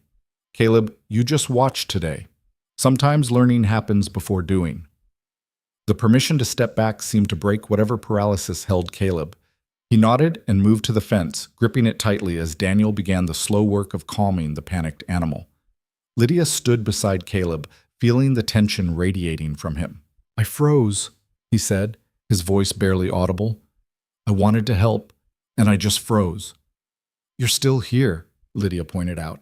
"Still watching, still learning. That counts." "Does it?" "Yes." They watched Daniel work for over an hour, using techniques similar to what Caleb had used with Storm. Quiet voice, slow movements, no direct eye contact or threatening postures. Gradually, incrementally, the gelding's panic subsided into wary watchfulness. When Wade and Daniel finally left, promising to return in a few days to check progress, Caleb slumped against the fence. "I failed," he said flatly. "You showed up," Lydia countered. "You stayed. You watched. You learned. None of that is failure. I didn't do what I said I'd do. You did exactly what you were capable of doing today. Tomorrow might be different." But tomorrow wasn't different. The gelding remained in the far corral, untouched, while Caleb worked with Storm and avoided even looking at the newer arrival. The day after was the same. And the day after that. Lydia watched Caleb sink back into the darkness she'd worked so hard to pull him from. He stopped talking during meals, started spending more time alone. The nightmares intensified, his screams waking her multiple times each night. On the fourth day, she found him sitting in his old corner, knees drawn up, staring at nothing. "No," she said firmly. "Absolutely not. You don't get to go back there." "I can't do it, Lydia." His voice was hollow. "I thought I could, but I can't. I'm still broken. Still useless." "Stop it." She crouched in front of him. "You had a setback. One setback. That doesn't erase everything you've accomplished." "What have I accomplished? I hid in a corner for 3 years. You came and got me out. I worked for a few weeks, and now I'm right back where I started." "That's not true, and you know it." "Isn't it?" He finally met her eyes, and the despair there made her heart ache. "I can't even help a scared horse without falling apart. What good am I?" Lydia took a deep breath, fighting her own frustration. "You want to know what good you are? You saved Storm. You kept this ranch from completely falling apart. You stood up to men who came to mock you. You sat under the stars even though darkness terrifies you. You fought every single day to keep breathing when it would be easier to give up. That's what good you are. It's not enough." "It's everything," she said fiercely. "Caleb, I came here expecting to find someone who needed saving. But you don't need saving. You need time. You need patience. You need someone to stand with you while you figure out how to carry what you're carrying. And that's what I'm doing. But I can't do it if you won't meet me halfway." "I don't know how." "Yes, you do. You've been doing it. You just got scared and forgot." She sat down beside him, not pushing him out of the corner but joining him in it. "So here's what we're going to do. We're going to sit here for as long as you need, and then we're going to get up and you're going to go look at that gelding. Just look, not touch, not work with it. Just acknowledge that it exists. And tomorrow, you'll look again, and the day after that.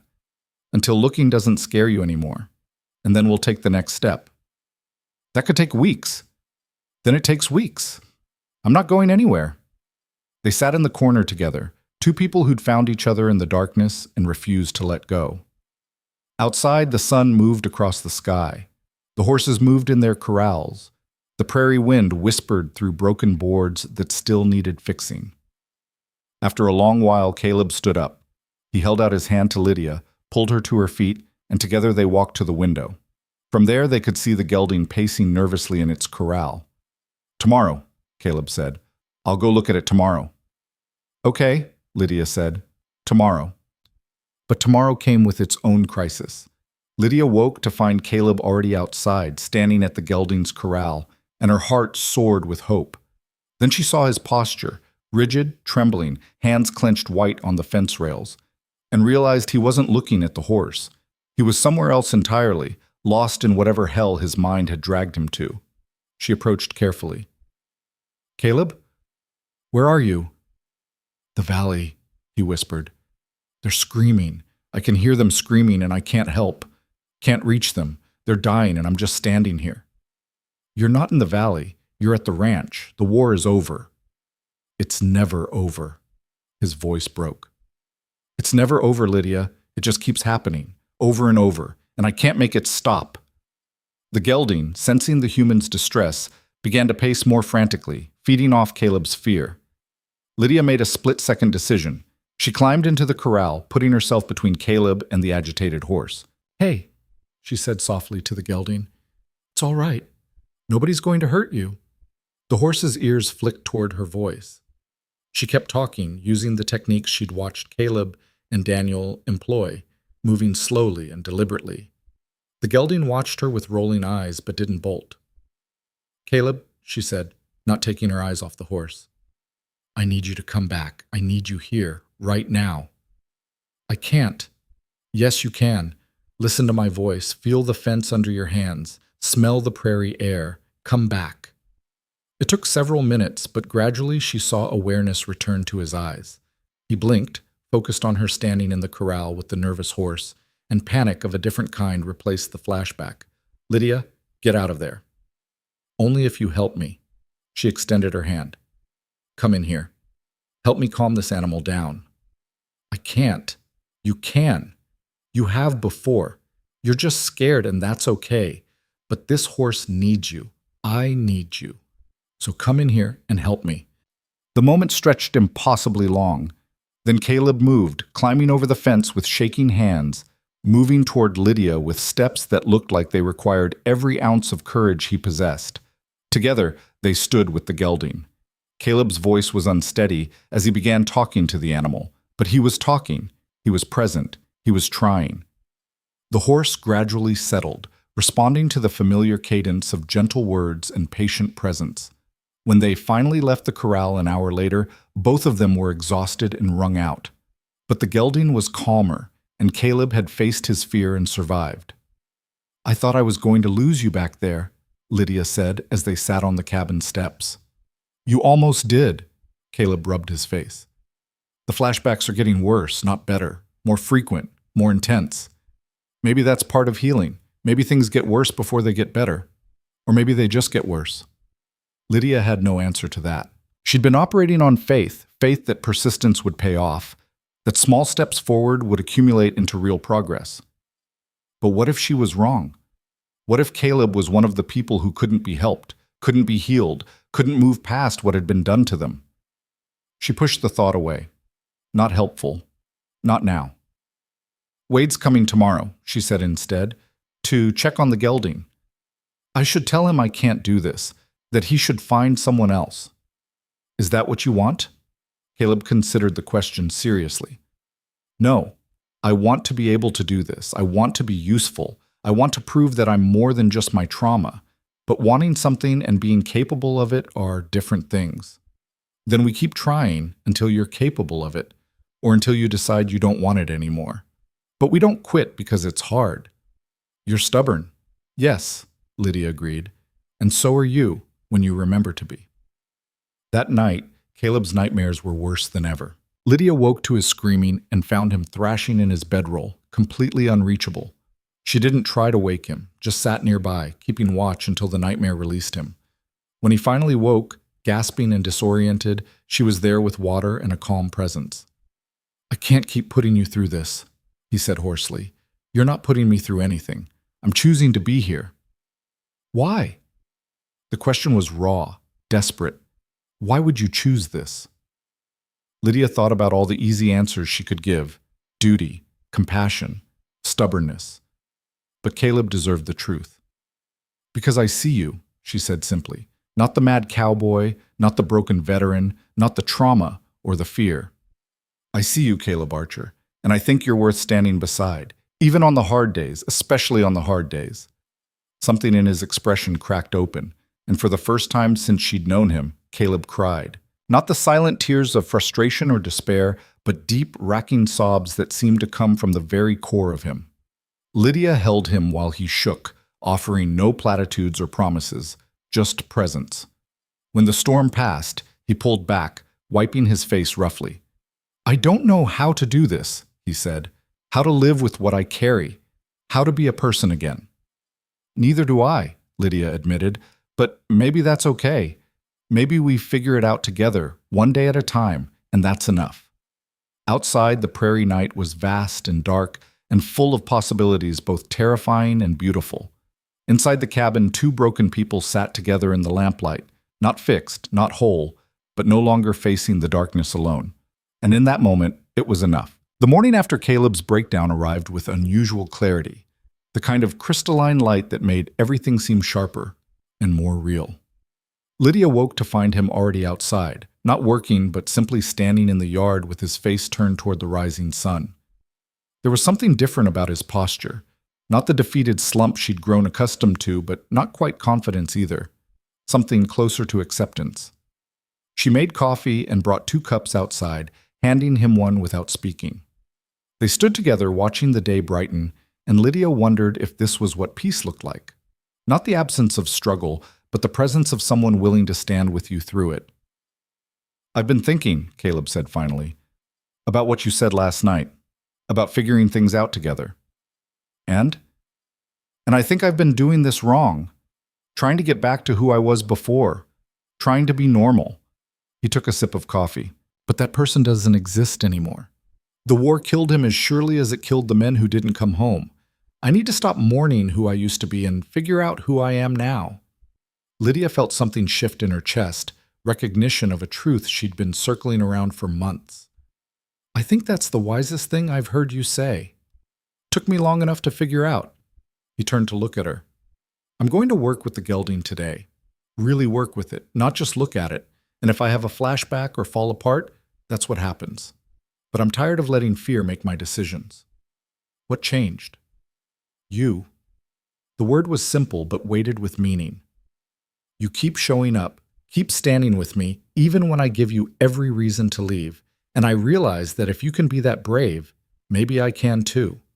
Before Lydia could respond, the sound of approaching horses drew their attention. Wade and Daniel were arriving earlier than expected, and they weren't alone. Behind them rode 3 other men, strangers to Lydia, leading horses in various states of distress. Wade dismounted with a grim expression. "Sorry to come unannounced, but we've got a situation. Storm last night spooked a whole herd. 6 horses ran through wire fencing trying to escape the lightning. These 3 are the worst hurt." He gestured to the animals being led forward. "The others we were able to treat on site, but these need more intensive care." Lydia saw Caleb's face go pale as he took in the extent of the injuries. Blood, torn flesh, animals in obvious pain and terror. This was more than the one-on-one work he'd been building toward. This was overwhelming, immediate, and urgent. "I can't," Caleb said, his voice already starting to shake. "Wade, I can't handle this many. I'm not ready." "I know it's a lot," Wade said, "but they'll die if we don't help them. And you're the only person within 50 miles who has the skill to do this." "Then they'll die." Caleb took a step backward. "Because I can't. I'm sorry, but I can't." Daniel moved forward, his quiet voice cutting through the rising panic. "Yes, you can. Not alone, but you're not alone. We'll help. Just tell us what to do." Lydia watched Caleb war with himself, fear and duty locked in terrible combat. She could see the exact moment he started to retreat into himself, to find that dark corner where the world couldn't reach him. She stepped in front of him, forcing him to meet her eyes. "Look at me. Just me. Not the horses, not the blood, not the crisis. Just me." His breathing was ragged, hands trembling. "Lydia, I can't do this. I know you're scared. I know this feels impossible, but those horses are going to die if you don't try." She gripped his arms. "You don't have to be perfect. You just have to show up, one horse at a time, one wound at a time, and we'll be right here with you." "Well, what if I freeze? What if I have a flashback right in the middle of treating them?" "Then we'll handle it. Wade and Daniel and me. We'll step in and you'll step back, and that's okay. But Caleb, you have to try. Because right now, in this moment, you're the only chance these animals have." The weight of that responsibility seemed to crush him. But then something remarkable happened. Instead of collapsing under it, Caleb straightened his shoulders and took a deep breath. "All right," he said, his voice unsteady but determined. "All right, we'll need to separate them. Can't treat them all at once. Which one's worst?" Wade pointed to a bay mare whose front legs were shredded, bone visible through torn flesh. "That one probably won't make it even with treatment, but she deserves a chance. Bring her to the main corral. The gelding we can move to the far pasture for now." Caleb was already moving, shifting into the focused competence Lydia had seen when he worked with Storm. "Daniel, I need you to gather every clean cloth we have. Lydia, start heating water, lots of it. Wade, help me get her secured where I can work." They moved like a military unit responding to orders, each person knowing their role. The bay mare fought as they led her into the corral, her pain making her dangerous and unpredictable. Caleb approached slowly, hands visible, voice steady despite the tremor Lydia could still hear underneath. "Easy, girl, huh?" he murmured. "I know you're hurting, I know you're scared, but we're going to help you. Just need you to trust us for a little while." The mare's eyes rolled white with terror, but Caleb kept talking, kept moving with that deliberate gentleness that seemed to calm even the most panicked animals. When his hand finally touched her neck, the horse flinched but didn't bolt. "Good. That's good." Caleb ran his hands carefully down her injured legs, assessing the damage. When he looked up, his face was grim. "It's bad, really bad, but I think we can save her if we work fast." What followed was the most intense 3 hours of Lydia's life. Caleb worked with a focus that bordered on obsession, cleaning wounds with steady hands despite the sweat that poured down his face and the trembling that never quite stopped. He talked constantly, to the mare, to himself, to the ghosts only he could see, a stream of consciousness that kept him anchored in the present. Twice he had to stop, hands shaking too badly to continue, and Wade or Daniel would step in while Caleb stepped back, breathing hard, fighting to stay present. But he didn't disappear into flashbacks, didn't retreat to dark corners. He stayed, riding the edge of his capability, pushing just slightly beyond what he thought he could handle. When the mare was finally bandaged and resting quietly in the corral, they moved to the second horse, a young stallion with wire cuts across its chest and shoulders. Then the third, a paint with injuries on its haunches and back legs. By the time the sun reached its zenith, all 3 horses were treated and secured. Caleb sat in the dirt, covered in blood and sweat, looking like he'd fought a war, which, Lydia supposed, he had. Wade crouched beside him. "You did it. All 3 are going to make it because of you." "We did it," Caleb corrected, his voice hoarse. "I couldn't have done this alone." "Maybe not, but you showed up when it mattered. That's what counts." After Wade and Daniel left, promising to return the next day to check on the horses, Caleb sat on the corral fence, staring at the 3 injured animals now resting in separate pens. Lydia climbed up beside him, exhausted but oddly exhilarated. "You were amazing," she said. "I was terrified the entire time." "I know. That's what made it amazing." Caleb turned to look at her, really look at her, and Lydia saw something new in his expression. Not just gratitude or friendship, but something deeper. Something that made her heart skip in a way she hadn't felt since Samuel was alive. "I couldn't have done that without you," he said quietly. "Not just today. Any of this. I'd be dead in that cabin if you hadn't refused to give up on me. You're not giving me enough credit for being stubborn. I'm serious, Lydia. He took her hand and the touch sent warmth up her arm. You saved my life, not by pulling me out of that corner, but by standing with me while I learned to pull myself out, by making me believe I was worth the effort. Lydia felt tears prick her eyes. You were always worth the effort, Caleb. You just couldn't see it. I'm starting to see it now. Not clearly, not all the time, but sometimes, like today, I catch glimpses of who I might become. And it's because of you. The moment stretched between them, weighted with possibility. Then Caleb pulled back, releasing her hand, and the spell broke. I should check on the horses, he said, climbing down from the fence.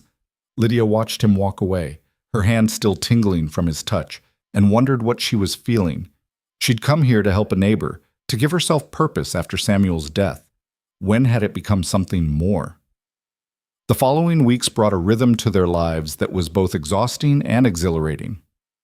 The 3 storm-injured horses required constant care, and Caleb threw himself into the work with an intensity that worried Lydia even as it impressed her. He was up before dawn and worked until well after dark, sleeping fitfully and eating only when she forced food in front of him. But he was also healing. The nightmares didn't stop, but they became less frequent. The flashbacks still came, but he developed strategies for managing them, stepping away, breathing through them, letting them pass without fighting. He was learning to live with his trauma rather than being consumed by it. Word of what he'd accomplished spread through the territory. People who'd written him off as the mad cowboy started showing up with injured or difficult horses, asking for his help. Some came with genuine need. Others came out of curiosity, wanting to see if the rumors were true. Caleb handled both with the same quiet competence, though Lydia could see the toll it took. He was pushing himself too hard, trying to prove something to the world, or maybe just to himself. One evening, about 6 weeks after the storm-injured horses arrived, Lydia found him sitting alone in the dark barn, his head in his hands. The bay mare died, he said without looking up. The one we treated first. She seemed like she was healing, and then she just gave up, laid down and died. Lydia sat beside him in the darkness. I'm sorry. I did everything right, cleaned the wounds properly, changed the bandages, gave her medicine, everything. His voice was thick with frustration and grief. But it wasn't enough. I wasn't enough. You gave her a chance, Caleb. That's all anyone can do. Is it? He finally looked at her, his face ravaged in the dim light. Because it feels like I keep giving chances and watching them fail. The mayor died. Half the men in my unit died. Everyone I try to help ends up worse off than when they started. That's not true. Isn't it? Look at you, Lydia. You came here to help me, and now you're trapped on this ranch, working yourself to exhaustion, dealing with my nightmares and flashbacks. I've ruined your life as surely as I ruin everything else I touch. The words hung in the air, bitter and self-defeating. Lydia felt anger flare in her chest. Stop it, she said sharply. Stop making decisions for me about what my life should be. I'm here because I choose to be here. Not because I'm trapped, not because I pity you, but because this is where I want to be. Why would you want this? Because this matters. Her voice rose. Because helping you matters. Helping these horses matters. Building something real matters. After Samuel died, I spent 2 years going through the motions, pretending to live while feeling dead inside. Being here, working with you, it's the first time I've felt alive since I lost him. Caleb stared at her, stunned. What are you saying? Lydia took a breath, steadying herself. I'm saying that you didn't ruin my life. You gave it back to me. And yes, the mayor died, and that's tragic. But Storm is alive. The gelding is alive. Those other 2 horses are healing. You've made a difference, Caleb, whether you can see it or not. I don't know how to believe that. Then trust me to believe it for both of us until you can believe it yourself. They sat in the darkness of the barn, surrounded by the soft sounds of horses settling for the night, and something fundamental shifted between them. The air felt charged with possibility, with unspoken words that hovered just beyond articulation. Caleb reached out and took her hand again, and this time he didn't let go. I'm falling in love with you, he said quietly. I don't know when it started or how to stop it or if I even want to stop it. But there it is. Lydia's heart hammered in her chest. She'd known, on some level, that her feelings had evolved beyond friendship. But hearing Caleb voice it made it real in a way that terrified and thrilled her. I think I've been falling for you too, she admitted. But Caleb, we need to be careful. You're still healing. I'm still grieving Samuel. We can't build something real on broken foundations. What if we're not building on broken foundations? What if we're building something new out of the broken pieces? He squeezed her hand. I'm not saying we rush into anything. I'm just saying I see a future now.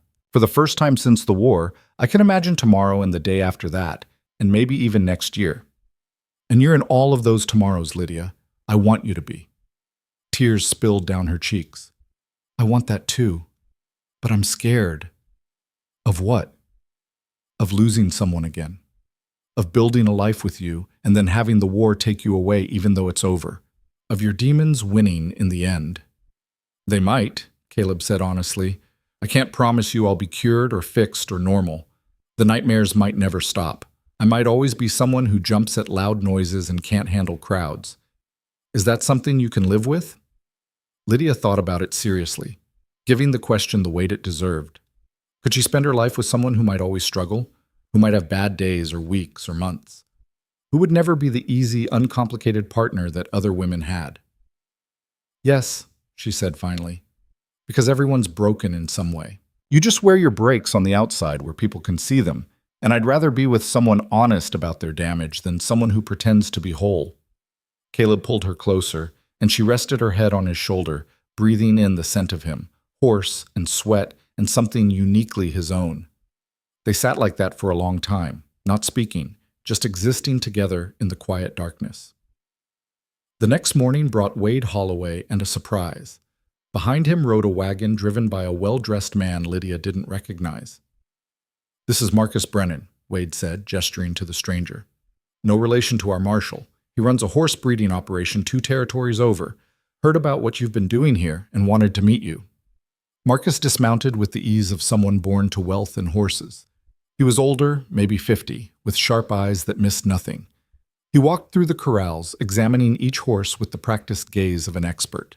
Impressive, he said finally. The care you've given these animals is exceptional, especially considering their injuries when they arrived. Thank you, Caleb said warily. What can I do for you, Mr. Brennan? I want to offer you a position. I run the largest horse operation in 3 territories. We breed, train, and sell quality animals to buyers across the West. I could use someone with your skills on my staff. Lydia felt her stomach drop. This was exactly the kind of opportunity Caleb needed. Legitimate work, good pay, recognition of his abilities. But it would mean leaving the ranch, leaving her. She saw Caleb's face carefully neutral as he considered the offer. What would the position entail? You'd work with our difficult horses, the ones that are too wild or too damaged for normal training methods. We get animals from all over, some mistreated, some just naturally high-strung. They need someone with patience and skill. Marcus named a salary that made Lydia's eyes widen. You'd have housing on the property, full access to our facilities, and staff to assist you. It was everything Caleb should want. Stability, respect, a chance to leave his past behind and start fresh somewhere people didn't know him as the mad cowboy. I appreciate the offer, Caleb said slowly, but I'll have to decline. Marcus looked surprised. May I ask why? This is an excellent opportunity. It is, but my life is here. Caleb glanced at Lydia. The ranch, the work I'm building with Wade, the people I care about. I'm not interested in starting over somewhere else. I'd rather build something here. After Marcus left, clearly disappointed but respectful of the decision, Wade let out a low whistle. That was a lot of money to turn down. Money's not everything, Caleb said. Besides, I've got plans for this place. What kind of plans? Lydia asked. Caleb walked to a clearing beyond the main corral, rich soil that had once been part of the original homestead. I want to plant an orchard here. Apple trees, maybe. Something that takes years to grow but lasts long after we're gone. The "we" hung in the air, deliberate and weighted with meaning. An orchard, Lydia repeated softly. That's a long-term commitment. I know, but I'm ready to think long-term now. He turned to face her. I'm ready to build a future instead of just surviving the present. Wade cleared his throat. I'll just leave you two alone to discuss orchards." He climbed back on his horse with a knowing smile. After he left, Lydia and Caleb stood in the clearing, looking at the empty soil that held so much possibility. "If we plant apple trees," Lydia said carefully, "it'll be years before they bear fruit. Years of watering and tending and protecting them from frost and drought and everything else that can go wrong." "I know, and there's no guarantee they'll survive. We could do everything right and still lose them." "I know that too." Caleb took her hands. "But that's life, isn't it? You plant something and tend it and hope it grows. And even if it doesn't, at least you tried. At least you chose to believe in tomorrow." Lydia felt tears blur her vision. "When did you get so wise?" "When I met a widow stubborn enough to refuse to let me give up on myself." He pulled her close and kissed her, gentle and tentative, a question more than a statement. Lydia answered by wrapping her arms around him, deepening the kiss, choosing in that moment to stop protecting her heart and start living again. When they finally pulled apart, both breathless, Caleb rested his forehead against hers. "Marry me," he said. "What?" "I know it's fast. I know we should probably wait. But I don't want to wait anymore, Lydia. I've spent 3 years waiting to feel better, waiting to be normal, waiting for my life to start again. I'm done waiting. Marry me. Help me plant that orchard. Build this life with me." Lydia's mind raced. It was too soon. They'd only known each other a few months. He was still healing, she was still grieving.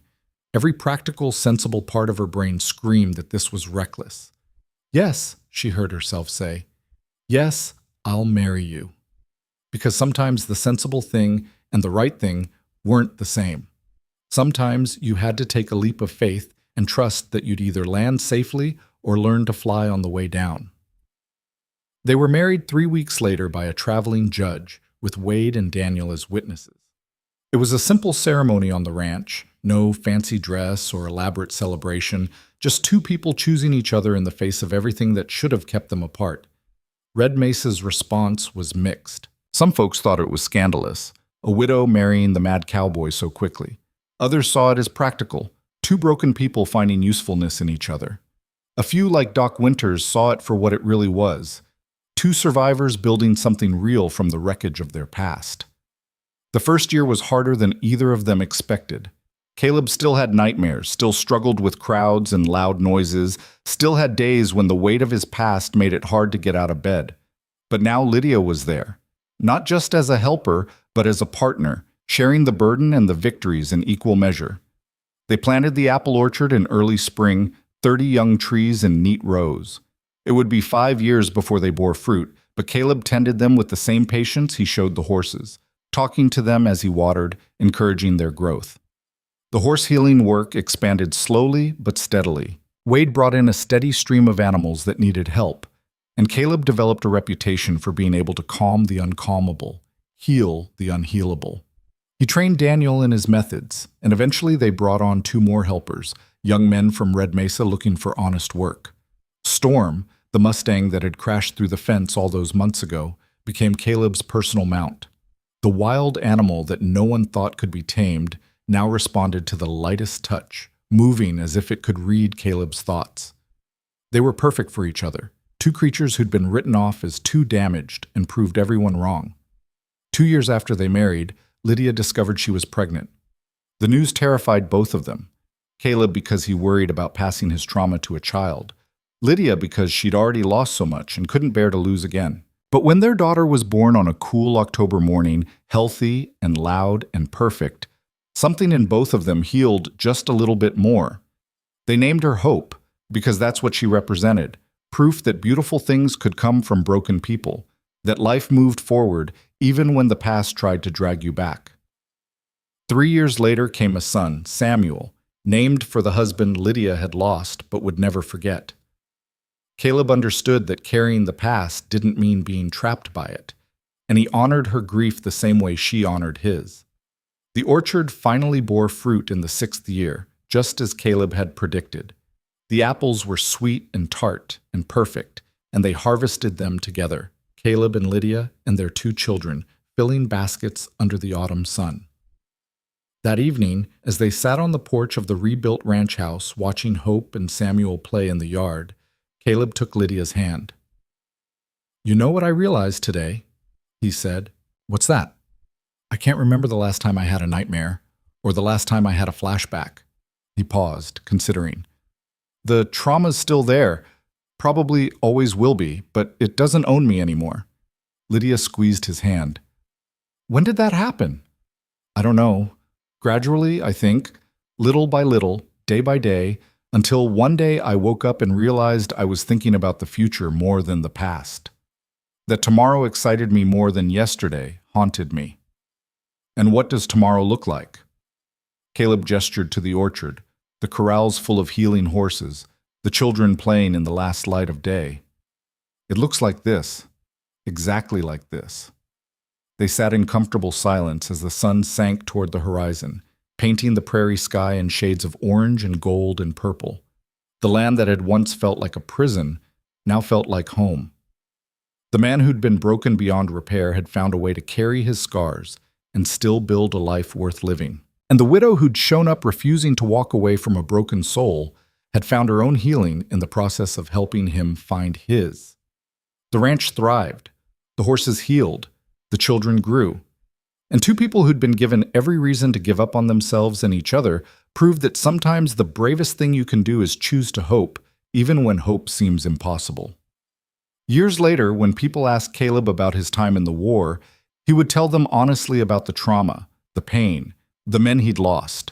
But he would also tell them about the ranch, about the stubborn widow who refused to let him disappear, about the horses that taught him patience, about the orchard that taught him faith in tomorrow. And when they asked him if he'd recovered from the war, he would smile and say no. Because recovery implied going back to who he was before, and that person was gone forever. Instead, he'd become someone new, someone shaped by trauma, but not defined by it. Someone who carried the past, but wasn't imprisoned by it. Someone who'd learned that broken things could still be beautiful if you gave them time and care and refused to give up. The mad cowboy was gone. In his place stood a man who'd faced the darkness and found his way back to the light, not alone but hand in hand with someone brave enough to walk beside him through hell and patient enough to help him find his way home. The prairie stretched endlessly around them, vast and indifferent as ever.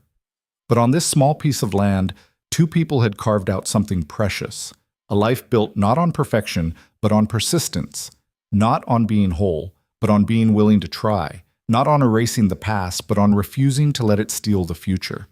And in the end, that was enough, more than enough. It was everything.